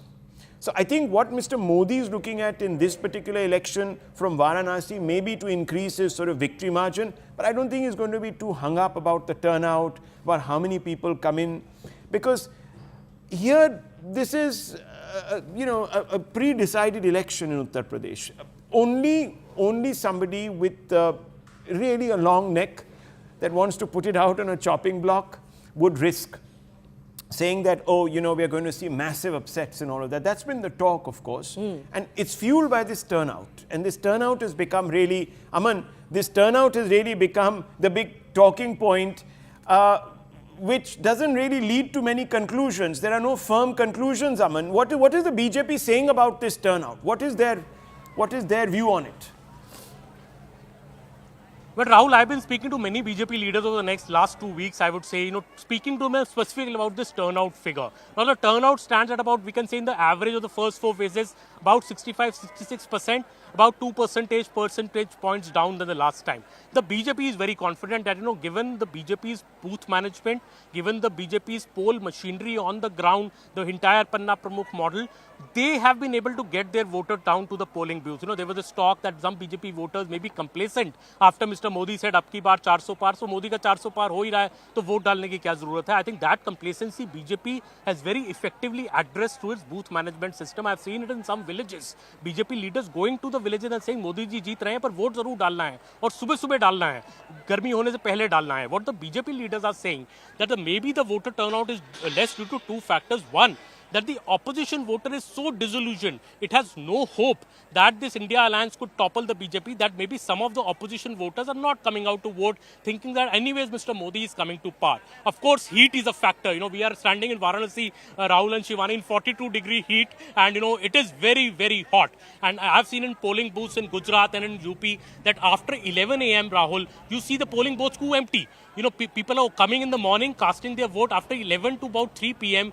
Very few people come out to cast their votes. So that is the challenge. That is also a question to the Election Commission. Why this long-drawn election over 7 phases, over so many days, almost over 1.5 months? It has taken a toll on the turnout. It has taken a toll on the candidates. It has taken a toll on the media, I would say. So I think that is the question. BJP is very confident its voter has come out. The more questions are being asked about the opposition voters, that have they actually turned out in the numbers that the opposition wanted, given that it's also a very unsteady alliance on the other part. You see TMC and Congress fighting separately in Bengal. You see AAP and Congress fighting separately in Punjab. So, that cohesion at the ground of the Karyakarta, which brings out the voter to the polling booth in the India alliance, seems to be wanting and weak, and that maybe BJP feels is affecting the voter turnout. Aman, I just wanted to carry forward from what you said earlier as well. And in my travels too, I did get the feeling that this is about electing a central government, and the voter today, Rahul, is extremely mature about the fact that yes, there are certain issues they have, I would call them your curbside issues about your roads, garbage collection in your city, etc. And things like how well you're getting certain things in your locality and all of that. And then there are larger issues which are about the country, about how well the country is being led. On that, Narendra Modi, regardless of where you are, north, south, east, west, scores pretty high. And I think there is a distinction that the voter is making in who you're electing. So while some lament the fact that the parliamentary elections in India are becoming presidential, that is the reality on ground, because the public is very aware that they're choosing a prime minister, not so much, a candidate only at the MP level. Yeah, but when were they not presidential? Look at Indira Gandhi. There was D.K. Barua who came out and said, India is Indira, Indira is India. Nehru. Do we remember who was the person who was contesting Mr. Nehru for the throne? Do we remember who was on the other side when Indira Gandhi was sort of contesting? I remember that in 77, when that election happened, there were a whole panoply of parties and not one real decisive, chosen, picked face. It was just that Rajnath defeated her, Morarji Desai became... And Morarji Desai, let's be very honest, was lesser known than Mr. Modi was when he began, to challenge. I think the Congress and the opposition points to the UPA era. That, in 2004, there was no big prime ministerial face, although Sonia Gandhi was the biggest face of the Congress. That's what I'm saying. You see, and Manmohan Singh wasn't the prime ministerial there were the candidate. UF governments. So, coalition produces its own sort of setup. But I'll give you an interesting statistic, and I was doing this for a piece that I've written. Of all the state elections that have taken place in the last 5 years, 78% of them have ended in decisive mandates. There has been no Khichdi coalition, right? There have been complete decisive verdicts handed out by the people. So people are also looking at giving somebody time in office so that they can, without any hindrances, deliver on the promises they're making. Right. And then, after having assessed them and their capacities, then taking a decision. And the only time that pre-poll, the only time we've seen actually coalitions come back is when they're pre-poll coalitions, like the Indi. But again, 22% of them, 80% of those coalitions that were elected or resulted in hung mandates, 80% of them were pre-poll alliances. So people still want to see who's on the ticket. Who are we voting for? Then make up their mind and elect people. So I think that is really, at least that's what the statistics tell me. All right. Let's also go across to R. Rajagopalan, senior journalist, joining us. Ratan Sharda, author and political analyst with us. Ratan Sharda, for you, what does it mean really, the kind of connect that Prime Minister Narendra Modi has been able to establish with Kashi? Of course, Kashi is the eternal city, the oldest city in history. And the BJP's Vikas plus Virasat slogan echoes most in Kashi because of what Prime Minister Narendra Modi has been able to achieve for this city that is both historic but is also looking to develop further. Shivani, first of all, my compliments to you and to Aman, who have braved the heat of this election. We sitting in our rooms can talk a lot, but you're the people who actually know what it means to have 1 month long election. And I think Election Commission needs to change the dates as well as the style of this multi-phased elections. Yeah. Something is missing somewhere. This understanding of the people's problems is missing somewhere. because maybe they are also drawing all the schedules like us sitting in our homes. Coming to the election itself, I think Rahul said it's an issueless election, or many people claim it's an issueless election. I don't really believe so. There is issue, there are issues. BJP is coming with a very positive agenda, what it has done for last 10 years, while the opposition is trying to negate everything. You cannot negate things and still claim to tell people what we know about how we can solve your problems, unless you agree that there are issues which have been resolved, there are issues which are pending. By making it an issue of gali galoj, they've reduced the stature of their own and also reduced the importance of this election. Now, coming to Modi ji as the MP, not just a leader, as an MP of a place which reverberates with history, spiritualism, a city of Kabir, a city of Tulsidas, a city of Bismillah Khan, and all these great worthies who created a confluence. It's a city where every spiritual guru did the messaging. So whoever wants to spread a message would go to Kashi and spread the message. Whether it's Guru Nanak, whether it's Buddha, whether Mahavir, or right from Bhagwan Shankar onwards. So Modi ji signifies that particular messaging. What is the messaging? That we are a geocultural nation, we are a civilization, we are not just a combination of union of states, as some foolish people want to talk about. That is the message, most important message. Now, his own role as an MP, I think every MP, whether opposition or BJP, needs to learn a lot of lessons. Despite his busy schedules, have been visiting Varanasi regularly. He has changed the face of Kashi. It is regeneration. I would call it a good Hindi word, Punarnirman. A city which is as old as the civilization, a city which represents 8 layers of history. That city which has been center of every kind of evolution of ideas and thoughts. That city has changed its entire facet. People have gone 10 years back, people are going now. We'll find a sea difference. There are traditionalists who wallowed in the dirt of Kashi, who believe this is the way Kashi should be, but that's not true. If you want to... I just want to... Ratna Sharda, just one second. I'm interrupting you only briefly because Sanjay Sonkar, one of the proposers for the Prime Minister's candidature today in Kashi, is joining us. Sanjay ji, हमसे बात करने के लिए बहुत बहुत धन्यवाद. ये दिन कैसा लग रहा है आपको? कितनी खुशी है कि आप प्राइम मिनिस्टर के प्रपोजर हैं? बहुत ज्यादा खुश हूँ, बहुत ज्यादा प्रसन्नित हूँ. आज सुबह ही मैं अपने माता पिता जी को प्रणाम करते हुए, बाबा को प्रणाम करते हुए, और यहाँ हम पूज्य प्रधानमंत्री जी के प्रस्ताव करने के लिए. और आपके परिवार में भी बहुत लोग खुश होंगे. क्या मानने हैं आपके लिए, आपके परिवार के लिए, कि प्राइम मिनिस्टर ने आपको चूज किया है? सभी लोग बहुत खुश थे, बहुत प्रसन्नित थे. हमारे माता पिता, हमारे भाई, हमारी बहन, सब लोग खुश थे. आज हम पूज्य प्रधानमंत्री जी के प्रस्ताव करने जा रहे हैं. अच्छा संजय जी, मुझे बताइए कि आपका क्या रिलेशनशिप रहा है प्राइम मिनिस्टर से, कैसे जानकारी है, कैसे आप कब आप उनसे मिले हैं? माननीय प्रधानमंत्री जी के हम लोग परिवार के एक छोटे से कार्यकर्ता के रूप में हमेशा जो भी आदेश निर्देश मिलता है उसका काम करने का हम लोग कार्य करते हैं और आगे भी करते चले आएंगे. और आपको क्या लगता है, प्रधानमंत्री तीसरी बार अब काशी से लड़ रहे हैं, किस तरह का वोट मार्जिन, विक्ट्री मार्जिन आप देख रहे हैं उनके लिए? कल एक बनारस में भव्य रोड शो हुआ. पूरी काशी के लोग माननीय प्रधानमंत्री जी के, पूज्य प्रधानमंत्री जी के हाथ पांव फैलाकर स्वागत करने के लिए एक दिन को तैयार बैठा है. और लगभग हम लोग 10 लाख पार इधर मोदी जी को. बट ये बताइए संजय जी, ऐसा क्यों है? ये 10 साल में जो कनेक्शन प्रधानमंत्री ने बनाया है काशी के साथ, वो आपको क्या लगता है वो कैसे बना है, क्यों बना है, और क्या पसंद है लोगों को काशी में प्रधानमंत्री के बारे में?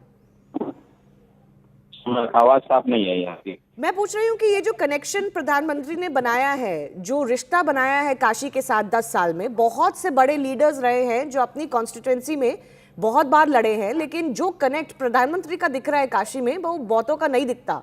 तो ऐसा क्यों है? प्रधानमंत्री जी, बनारस एक आध्यात्मिक नगरी है और यहाँ पे हमेशा सभ्यता संस्कृति का एक हमेशा व्यक्तित्व आपको दिखेगा. और माननीय पूज्य प्रधानमंत्री जी हमेशा अपने छोटा सा चाहे कार्यकर्ता हो, चाहे किसी भी बूथ स्तर का कार्यकर्ता हो, हमेशा अपने काशी वासियों की हमेशा उनको चिंता रहती है और लगातार अपने काशी दौरे पे हम सबको अपना आशीर्वाद देते रहते हैं। संजय जी, आप क्या करते हैं, जरा हमारे दर्शकों को बताइए। मैं पूर्व में हमसेक मोर्चे का जिलाध्यक्ष रहा हूँ, पूर्व में कई पदों पे भारतीय जनता पार्टी में रहा हूँ।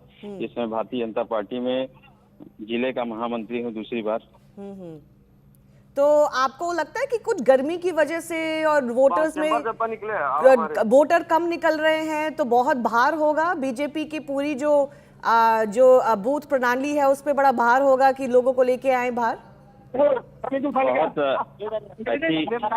माननीय प्रधानमंत्री, क्योंकि पूज्य प्रधानमंत्री जी यहाँ से प्रस्तावक हैं, पूज्य प्रधानमंत्री जी यहाँ पे प्रत्याशी हैं, इसलिए हम सभी, चाहे वो धूप हो चाहे बरसात हो, हम लोग खुल के प्रधानमंत्री जी का स्वागत एकजुट को करेंगे। जी जी, संजय सोनकर जी, बहुत बहुत धन्यवाद हमसे बात करने के लिए। One of the prime minister's proposer, there are going to be others of course, and there are going to be the big wigs of the BJP and the NDA joining him as far as this nomination filing is concerned. Let's go back across to our guest, but before that, can I quickly go across to my colleague Siddhant, who's also been waiting very patiently, and Siddhant is one of us who's been braving the heat all across the country. Siddhant, give me a sense of what the public is telling you today. They've seen the roadshow last evening, they've seen the nomination filing today. What is the sentiment in Varanasi?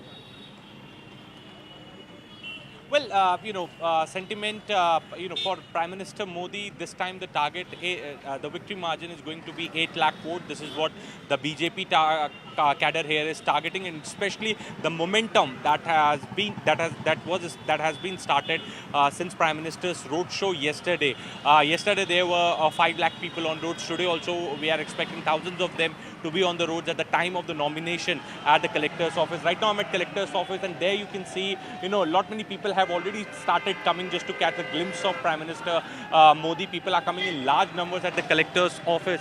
And also, Shivani, there are going to be 5 proposers for Prime Minister's nomination. The first one is going to be Pandit Gyaneshwar Shastri, the person who gave date for the Pran Pratishtha of Ram Temple. Then it's going to be Bheja Patel, again somebody from the OBC community. Lalchand Kushwaha, the third one, also from the OBC community. And Sanjay Sonkar, the one you were speaking to a short while back, a BJP Karyakarta and comes from a Dalit community. So Prime Minister also wants to send a message of Sabka Saath, Sabka Vikas when it comes to filing nomination. And this is the reason that the 4 proposers' name have been picked from various castes, and all of them belong to Varanasi and have been associated with Prime Minister Modi, and they believe in the works that Prime Minister Modi is doing. So in some time from now, we can tell this to our viewers, the Prime Minister is going to arrive here at Collector's office. In fact, the Chief Ministers of various states have already started coming in. The other VIPs, dignitaries and the Cabinet Ministers are already here waiting for the Prime Minister's arrival. Very soon Prime Minister is going to come here after seeking darshan at Kotwal of Kashi Kal Bhairav's temple. He is going to come straight to file the nomination here. And there's also going to be show of strength of NDA, as Rahul was rightly saying, that the captain of the ship, Prime Minister Modi, and the other his cabinet colleagues, chief ministers, former chief minister, and the leaders from the NDA party, all are going to be present. So it's going to be a very grand nomination ceremony of Prime Minister Modi. And this particular route is fully decked up. This route goes towards Collectorate, and in some time from now, Prime Minister is going to reach and to file the nomination for the 3rd time as a candidate from Bharatiya Janata Party for Varanasi constituency. Back to you. Siddharth, we're going to come back to you. Of course, the Prime Minister is expected where you are very, very soon. Going back across to our guests who continue to be with us. Ratna Shadla, just give me a moment. I'll allow you some more time to complete your thought. But R. Rajagopalan is also joining us. R. Rajagopalan, your thoughts on the ascendancy of the BJP in Uttar Pradesh? Because, Rahul and others and all of us were talking about how obviously the road to Delhi leads from Lucknow. What do you think is the biggest factor in the decline of the Congress party so dramatically in Uttar Pradesh, and the fact that UP both at the centre in the Lok Sabha and in the assembly elections has been wrested by the BJP so handsomely? Congress lost its game, Shivani. Mr. Rahul Shivashankar knows I am a student of politics of Congress, because Congress lost its game because of their own faults. The reason being, they took the leftist views they enamored of Sitaram Yechuri than any other person. If you remember, when in Delhi Municipal Corporation, when Aam Aadmi Party won, Mr. Rahul Gandhi, in an open press statement, he said, we have to adopt certain policies of Aam Aadmi Party. So therefore, Congress was zigzagging. Apart from that, Shivani and Rahul, I would like to say one very illustrative point.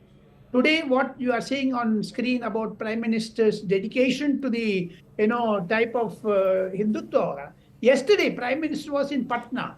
He was serving food and also langar for the Sikh community in Patna Guru Swaswaswam. Apart from that, there is also a political message. What I would like to say that Punjab is in the proper domination of Prime Minister's mindset. Second most one, Narendra Modi is for a meticulous planning and steady style of each event management. I have known Mr. Narendra Modi since 1995 when he was General Secretary under Mr. Jana Krishnamurthy, and the way in which he formulates his teamwork. Second, his approach to the electioneering. Today, the grand event. For the last 4 or 5 days, in many of the interviews to television channels and newspapers, Prime Minister has been emphasizing one important point, Rahul Shivashankar, that on June 4th, there won't be any Indian opposition. Decimation of opposition. What a strong statement he gave. That also indicates that he is in full control of everything. Today, NDA meeting is taking place at 3:30. There is a political message, a contrast, which I would like to tell News 18 viewers. From Tamil Nadu, it is G.K. Vasan and Anbumani Ramdas have been called not EPS or OPS or TTV Dinakaran. There is a message. EPS, whether Mr. Narendra Modi is owing Mr. Edapati Palaniswamy, ignoring OPS, why OPS and TTV Dinakaran have not been called. So there are certain contrast also in this. Today, NDA meeting is going to cheer up Mr. Narendra Modi for Apki Bar, 400 ki Par. Right, and they are exuding that confidence even at halfway mark. Some were alleging that they've kind of lost faith in that. But we'll slip into a very short break. The Prime Minister is expected for his nomination filing very, very soon. So stay with us. We'll be back with more in just a bit.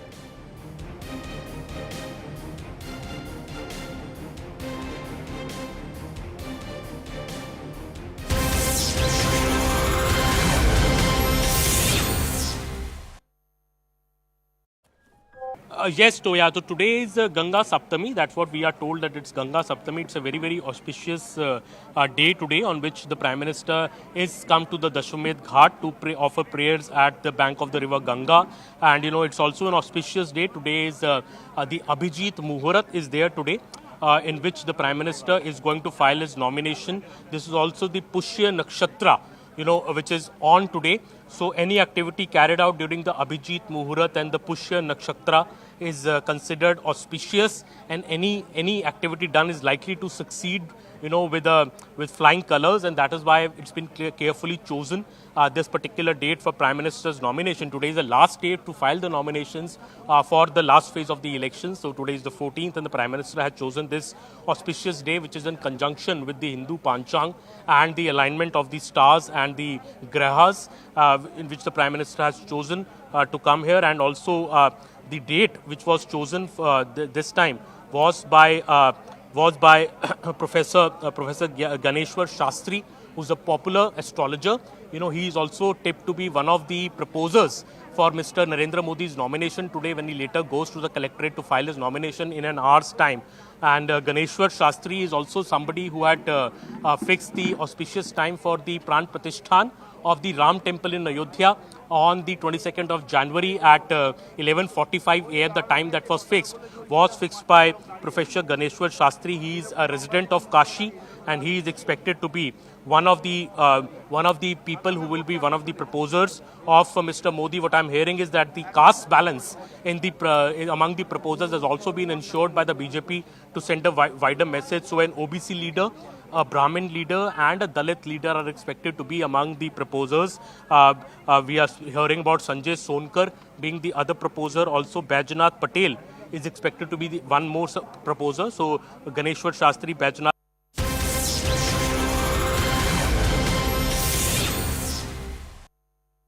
Will the nationalism pitch and the Hindutva push sway the voter? Join me, Veer Sanghvi, for the most dynamic and distinctive coverage, unrivaled political punditry, and the sharpest election analysis. Elections equals CNN News 18.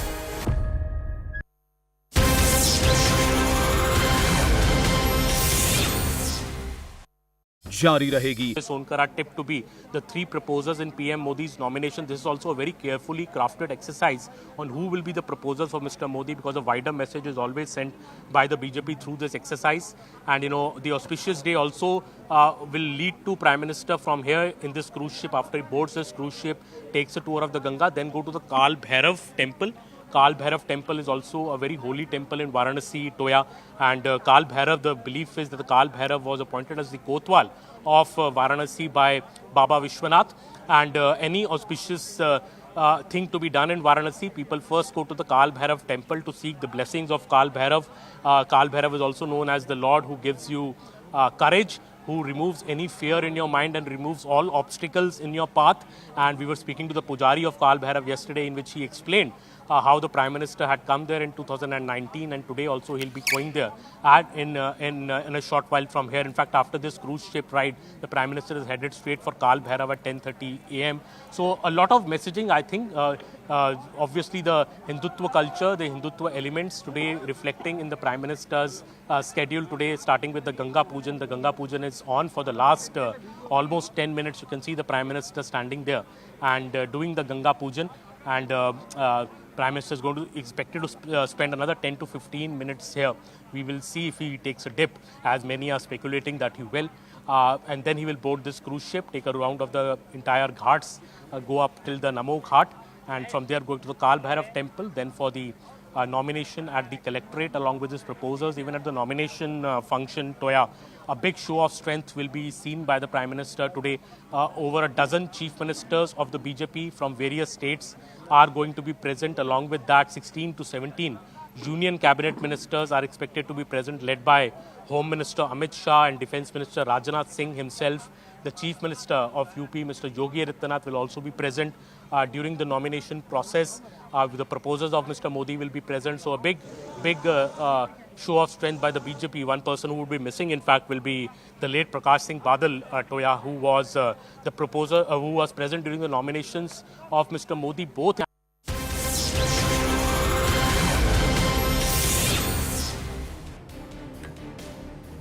Welcome back, viewers. This is the rolling coverage of the Modi nomination. In just about an hour, we expect him to turn up and sign those important documents that will kick off third time a record that he will try to establish by seeking many more votes than he has in the past from Varanasi, the crucible really, or the new crucible of Indian politics, the new crucible of Uttar Pradesh politics, a civilizational statement that the Prime Minister will be seeking to make. Let me bring in Mr. Ratan Sharda. Mr. Ratan Sharda, when we look back perhaps on the 2024 Lok Sabha election, it might end up being defined by two photographs. One, Rahul Gandhi dithering, reluctant, and sneaking in, if I may, to file his nomination unannounced pretty much. No one knew, not even his party, that he was going to actually contest from Raebareli. Of course, he gave up on Amethi.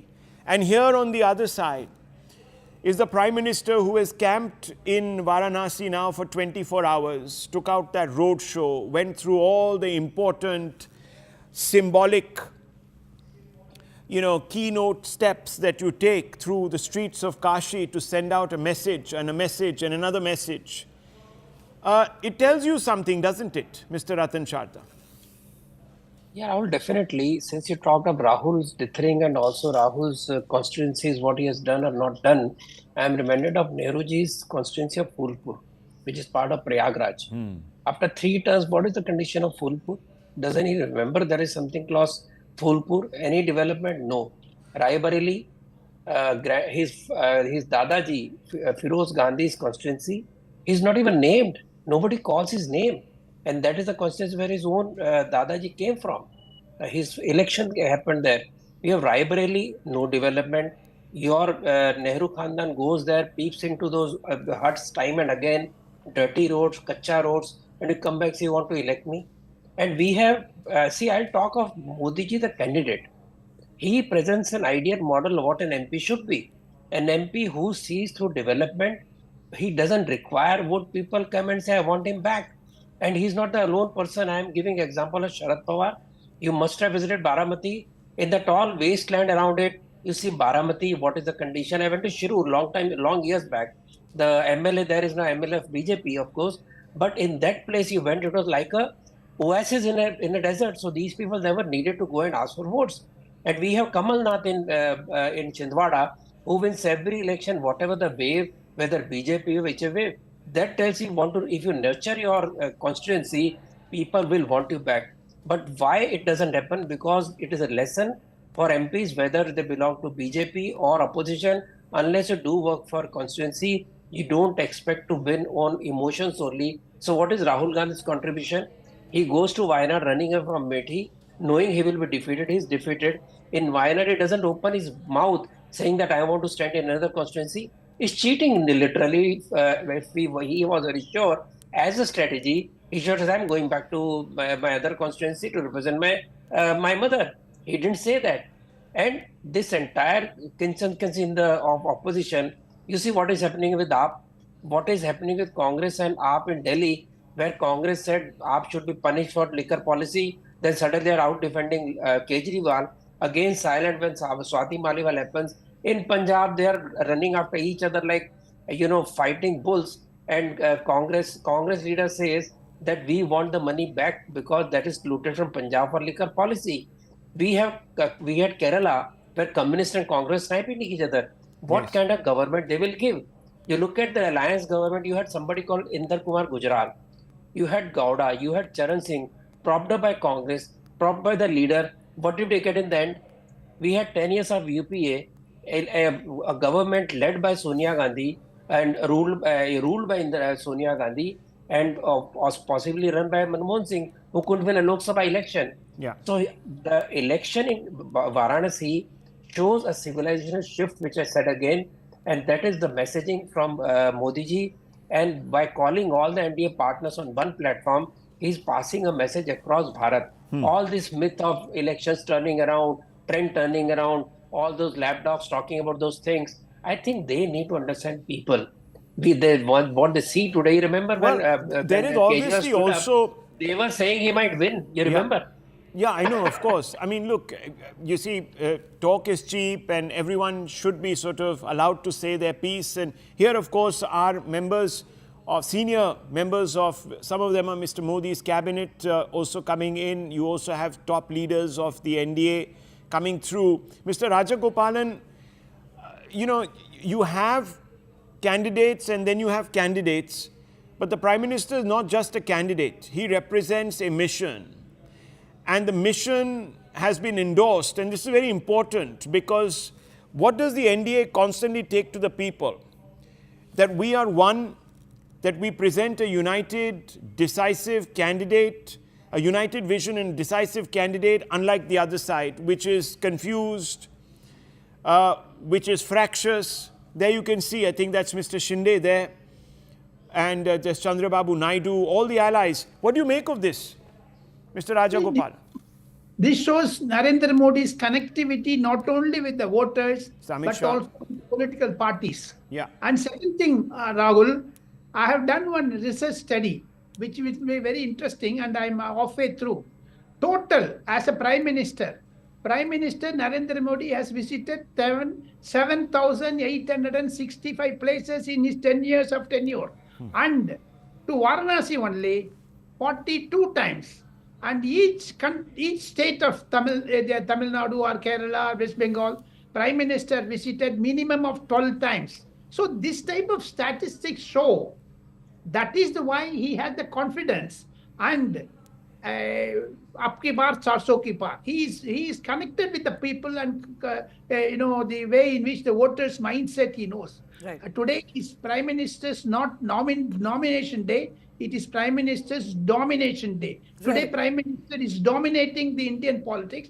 The tall leader, Mr. Narendra Modi, has been he is involved with each and every issues of the society. Yeah, The way and big message coming in as far as the NDA front is concerned, as our guests were also pointing out, because there's been some criticism in the run-up to these elections that the BJP, crushes other alliance partners, it doesn't respect them. That's why a lot of them actually left them for a brief period in between. But some of them have come back. Chandrababu Naidu is there.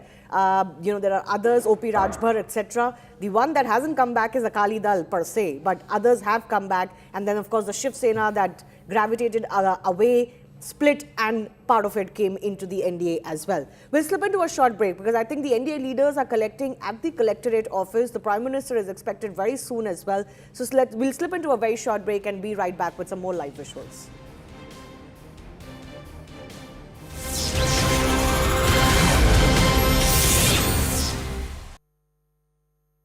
Brought to you by and 2019, and I remember Mr. Modi had touched the feet of Mr. Prakash Singh Badal at the nomination center before filing his papers. Mr. Modi had high regard for Mr. Prakash Singh Badal, the Shiromani Akali Dal Supremo. He's no more with us, Mr. Prakash Singh Badal. So that absence of Mr. Badal, I think, will surely be felt by Mr. Modi today on his big day when he's filing his nomination from Varanasi. But all other senior BJP leaders, NDA leaders, Jayant Chaudhary, Anupriya Patel, Omprakash Rajbhar, all the allies of the BJP in UP will be present when Mr. Modi files his nomination today, and you can see him now doing a Ganga Aarti at the Ganga Ghats. You can see those visuals where he's doing the Ganga Aarti. Toya. Yes, Toya. So today is Ganga Saptami. That's what we are told, that it's Ganga Saptami. It's a very, very auspicious day today on which the Prime Minister is come to the Dashwamedh Ghat to offer prayers at the bank of the river Ganga.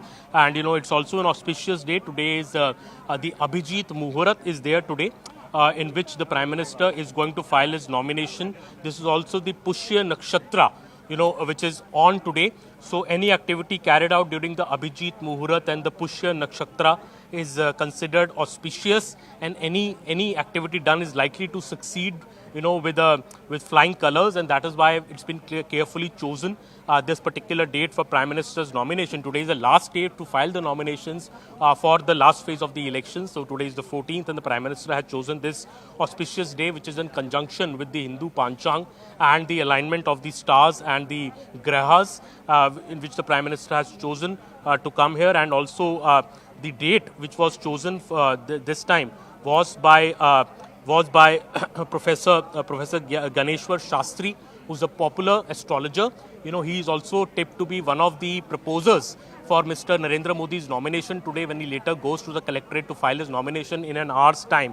And Ganeshwar Shastri is also somebody who had fixed the auspicious time for the Pran Pratishthan of the Ram Temple in Ayodhya on the 22nd of January at 11:45 a.m. The time that was fixed by Professor Ganeshwar Shastri. He is a resident of Kashi, and he is expected to be one of the people who will be one of the proposers of Mr. Modi. What I'm hearing is that the caste balance among the proposers has also been ensured by the BJP to send a wider message. So an OBC leader, a Brahmin leader and a Dalit leader are expected to be among the proposers. We are hearing about Sanjay Sonkar being the other proposer. Also Bheja Patel is expected to be the one more proposer. So Ganeshwar Shastri, Bheja Patel and Sanjay Sonkar are tipped to be the three proposers in PM Modi's nomination. This is also a very carefully crafted exercise on who will be the proposers for Mr. Modi, because a wider message is always sent by the BJP through this exercise.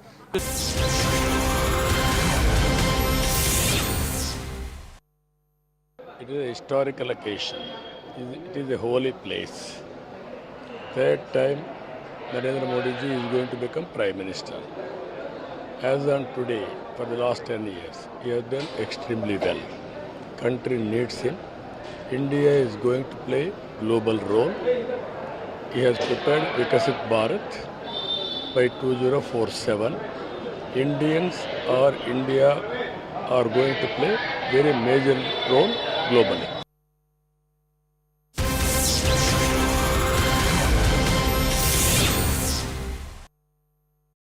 This day also will lead to Prime Minister from here in this cruise ship. After he boards this cruise ship, takes a tour of the Ganga, then go to the Kal Bhairav temple, Kal Bhairav temple is also a very holy temple in Varanasi, Toya.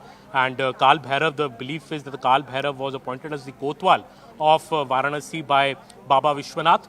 And any auspicious thing to be done in Varanasi, people first go to the Kal Bhairav temple to seek the blessings of Kal Bhairav. Kal Bhairav is also known as the Lord who gives you courage, who removes any fear in your mind and removes all obstacles in your path. And we were speaking to the Pujari of Kal Bhairav yesterday, in which he explained how the Prime Minister had come there in 2019, and today also he'll be going there in a short while from here. In fact, after this cruise ship ride, the Prime Minister is headed straight for Kal Bhairav at 10:30 a.m. So a lot of messaging, I think. Obviously, the Hindutva culture, the Hindutva elements today reflecting in the Prime Minister's schedule today, starting with the Ganga Pujan. The Ganga Pujan is on for the last almost 10 minutes. You can see the Prime Minister standing there and doing the Ganga Pujan. And Prime Minister is going to expected to spend another 10 to 15 minutes here. We will see if he takes a dip, as many are speculating that he will. And then he will board this cruise ship, take a round of the entire ghats, go up till the Namo Ghat, and from there go to the Kal Bhairav temple, then for the nomination at the collectorate along with his proposers. Even at the nomination function, Toya, a big show of strength will be seen by the Prime Minister today. Over a dozen chief ministers of the BJP from various states are going to be present. Along with that, 16 to 17 union cabinet ministers are expected to be present, led by Home Minister Amit Shah and Defence Minister Rajnath Singh himself. The Chief Minister of UP, Mr. Yogi Adityanath, will also be present during the nomination process. The proposals of Mr. Modi will be present.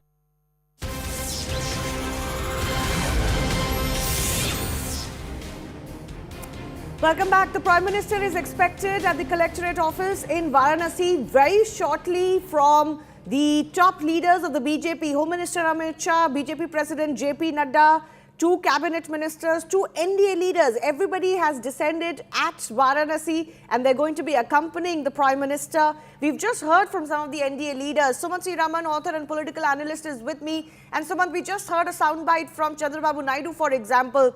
You know, a lot has been made out about how well the BJP has treated its allies in the NDA and how upset some of them were, and they left and some of them came back. Look at what the occasion today is symbolizing. The fact that all NDA leaders, regardless of some of their differences, are truly behind the BJP and behind Prime Minister Narendra Modi. Also, we'll have to ask the question whether they have much of a choice.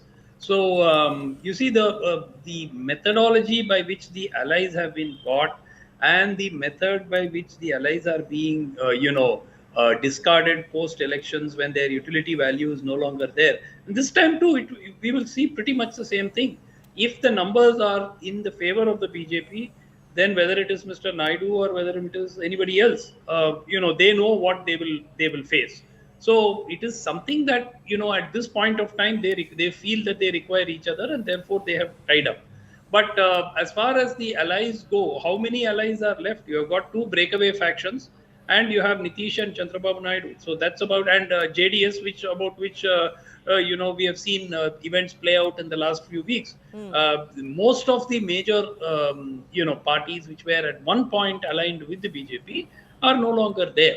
They've still these are the ones that left. Apart from Akali Dal, most others have come back. No, the original Shiva Sena was one fair party. Now a breakaway faction remains. So again, Shiva Sena they chose to break away, my dear.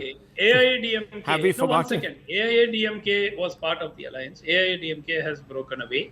The AIADMK itself has been driven by factions, and that happened not because of Modi, but despite Mr. Modi.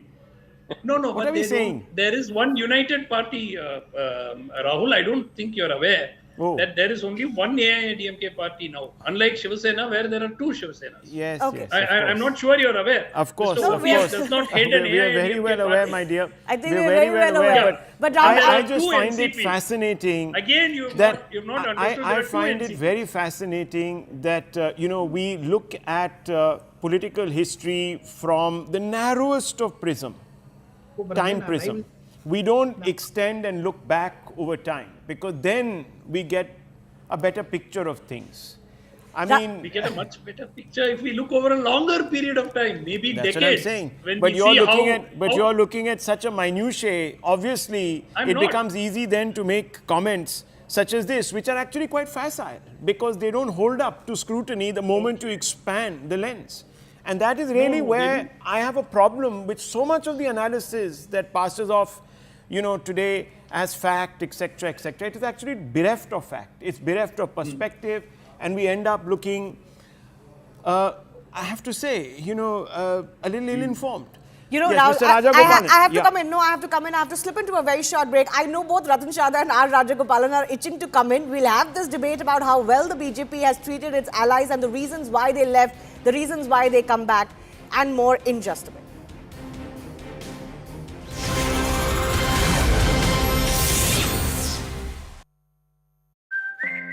Big show of strength by the BJP. One person who would be missing, in fact, will be the late Prakash Singh Badal Toya, who was the proposer, who was present during the nominations of Mr. Modi both in 2014 and 2019.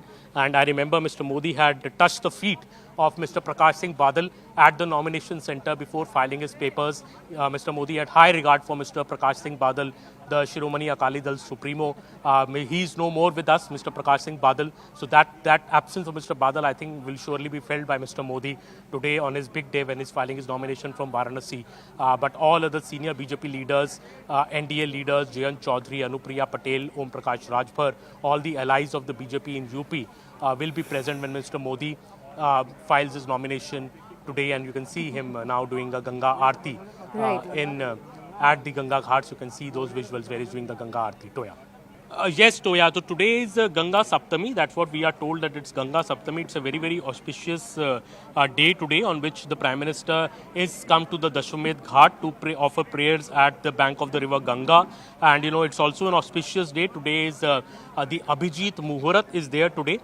In which the Prime Minister is going to file his nomination. This is also the Pushya Nakshatra, you know, which is on today. So any activity carried out during the Abhijit Muhurat and the Pushya Nakshatra is considered auspicious, and any activity done is likely to succeed, you know, with flying colors, and that is why it's been carefully chosen this particular date for Prime Minister's nomination. Today is the last date to file the nominations for the last phase of the election. So today is the 14th, and the Prime Minister has chosen this auspicious day, which is in conjunction with the Hindu Panchang and the alignment of the stars and the grahas, in which the Prime Minister has chosen to come here. And also the date which was chosen this time was by Professor Ganeshwar Shastri, who's a popular astrologer.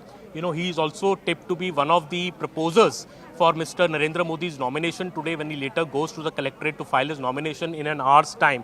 And Ganeshwar Shastri is also somebody who had fixed the auspicious time for the Pran Pratishthan of the Ram Temple in Ayodhya on the 22nd of January at 11:45 a.m. The time that was fixed by Professor Ganeshwar Shastri.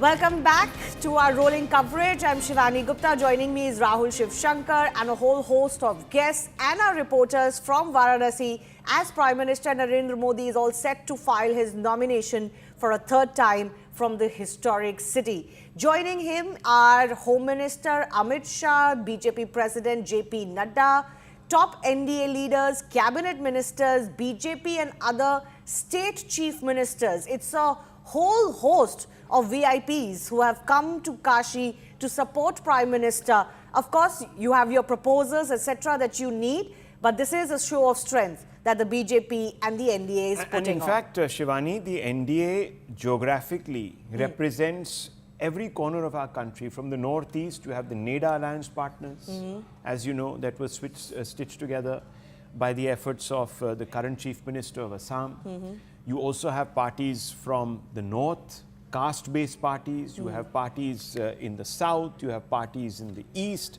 All of them coming together. And you know, this fixation, and there are 40 of them. 40 political parties are part of the NDA. Even when the BJP has 303 seats, doesn't really require partners. But because it believes in diversity, it believes in a sense of Ek Bharat, Shresht Bharat, it carries with it a large number of other partners, and they're right there. Rahul Gandhi, Mamata Banerjee, all of them went to file their nominations. But each one of them in their own states where they filed their nominations, not Mamata Banerjee, but Rahul Gandhi, etc., were actually fighting against their own alliance partners. In Kerala, for example, in Kerala, against why the not? left, yeah. You know, Annie Raja has been crying herself hoarse, saying that do not upset coalition dharma.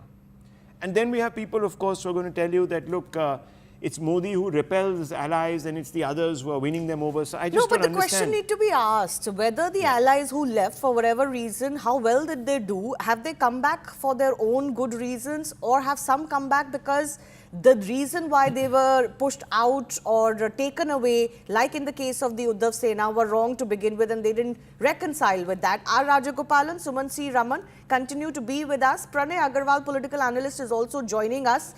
And Sumant was kicking off that debate. R. Rajagopalan wants to come in on that. Has the BJP treated its NDA allies well over the last 10 years? It has treated well. None of them have been thrown out. They went on their own. Apart from that, Mr. Rahul Shivashankar is enamored of taking Rahul Gandhi name very often.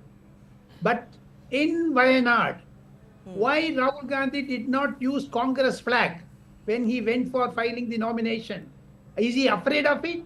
Where the contrast, in Wayanad, he did not take the Congress flag, but whereas in Raebareli, he took the Congress flag. There is a contradiction. Apart from that, was there any internal sabotage in the Congress? Second, I would like to answer Mr. Sumant Raman. Why Mr. M.K. Stalin, the DMK leader, did not go to Raebareli to canvass for Mr. Rahul Gandhi or in Wayanad for Rahul Gandhi in Kerala? Because CPM is more stronger than Congress in southern parts. M.K. Stalin does not want to antagonize Pinarayi Vijayan. That is why he did not go there. And moreover, which political party had canvassed for Sanatana Dharma except by BJP, and DMK has been shown the doors by Congress not to come to North India. And they talk about Sanatana Dharma, etc. Kamal Nath, the tall leader of Congress, told me we lost the election because of Udayanidhi Stalin's comment on Sanatan. So these things Mr. Sumant Raman may not know. Sitting in Madras, he can go gas balloon chalate rehte hain. Okay. Sumant, I'll give you an opportunity. One second, I'll give you an opportunity. Pranay is also joining us. Pranay, this whole thing about alliances, which alliance presents a better phase? Is it the NDA? Do they seem like more natural allies? Obviously, there's opportunism in politics. It's there everywhere. You can't escape that. But is the India alliance coming across as, more natural and less opportunistic, as some would allege the NDA is? So, see, politics is all about marriages of convenience. That is there, and that's for all the political parties involved.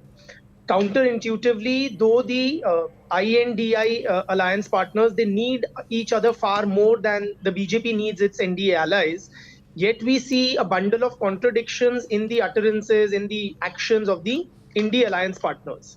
So the BJP alliance comes across as much more cohesive and smoother, right? Based on some sort of a mutual, should I say, trust, if not necessarily a desperate need, than the India alliance. You look at the India alliance in Kerala, you have the CPI and the communists and the Congress literally at each other's throats. Right? In Bengal, again, you see kind of friction between the TMC and the Congress party. So the Congress is not able to hold its flock together. Forget the alliance partners, even the Congress leaders within the Congress fold, they are very unhappy with the top leadership. So Rahul Gandhi and his sister, they are kind of, their inaccessibility for Congress workers and leaders is actually by now very well known and, legendary of sorts. So Sumansi Raman is nodding. I don't know. He's sighing as you're speaking. Come on, Suman.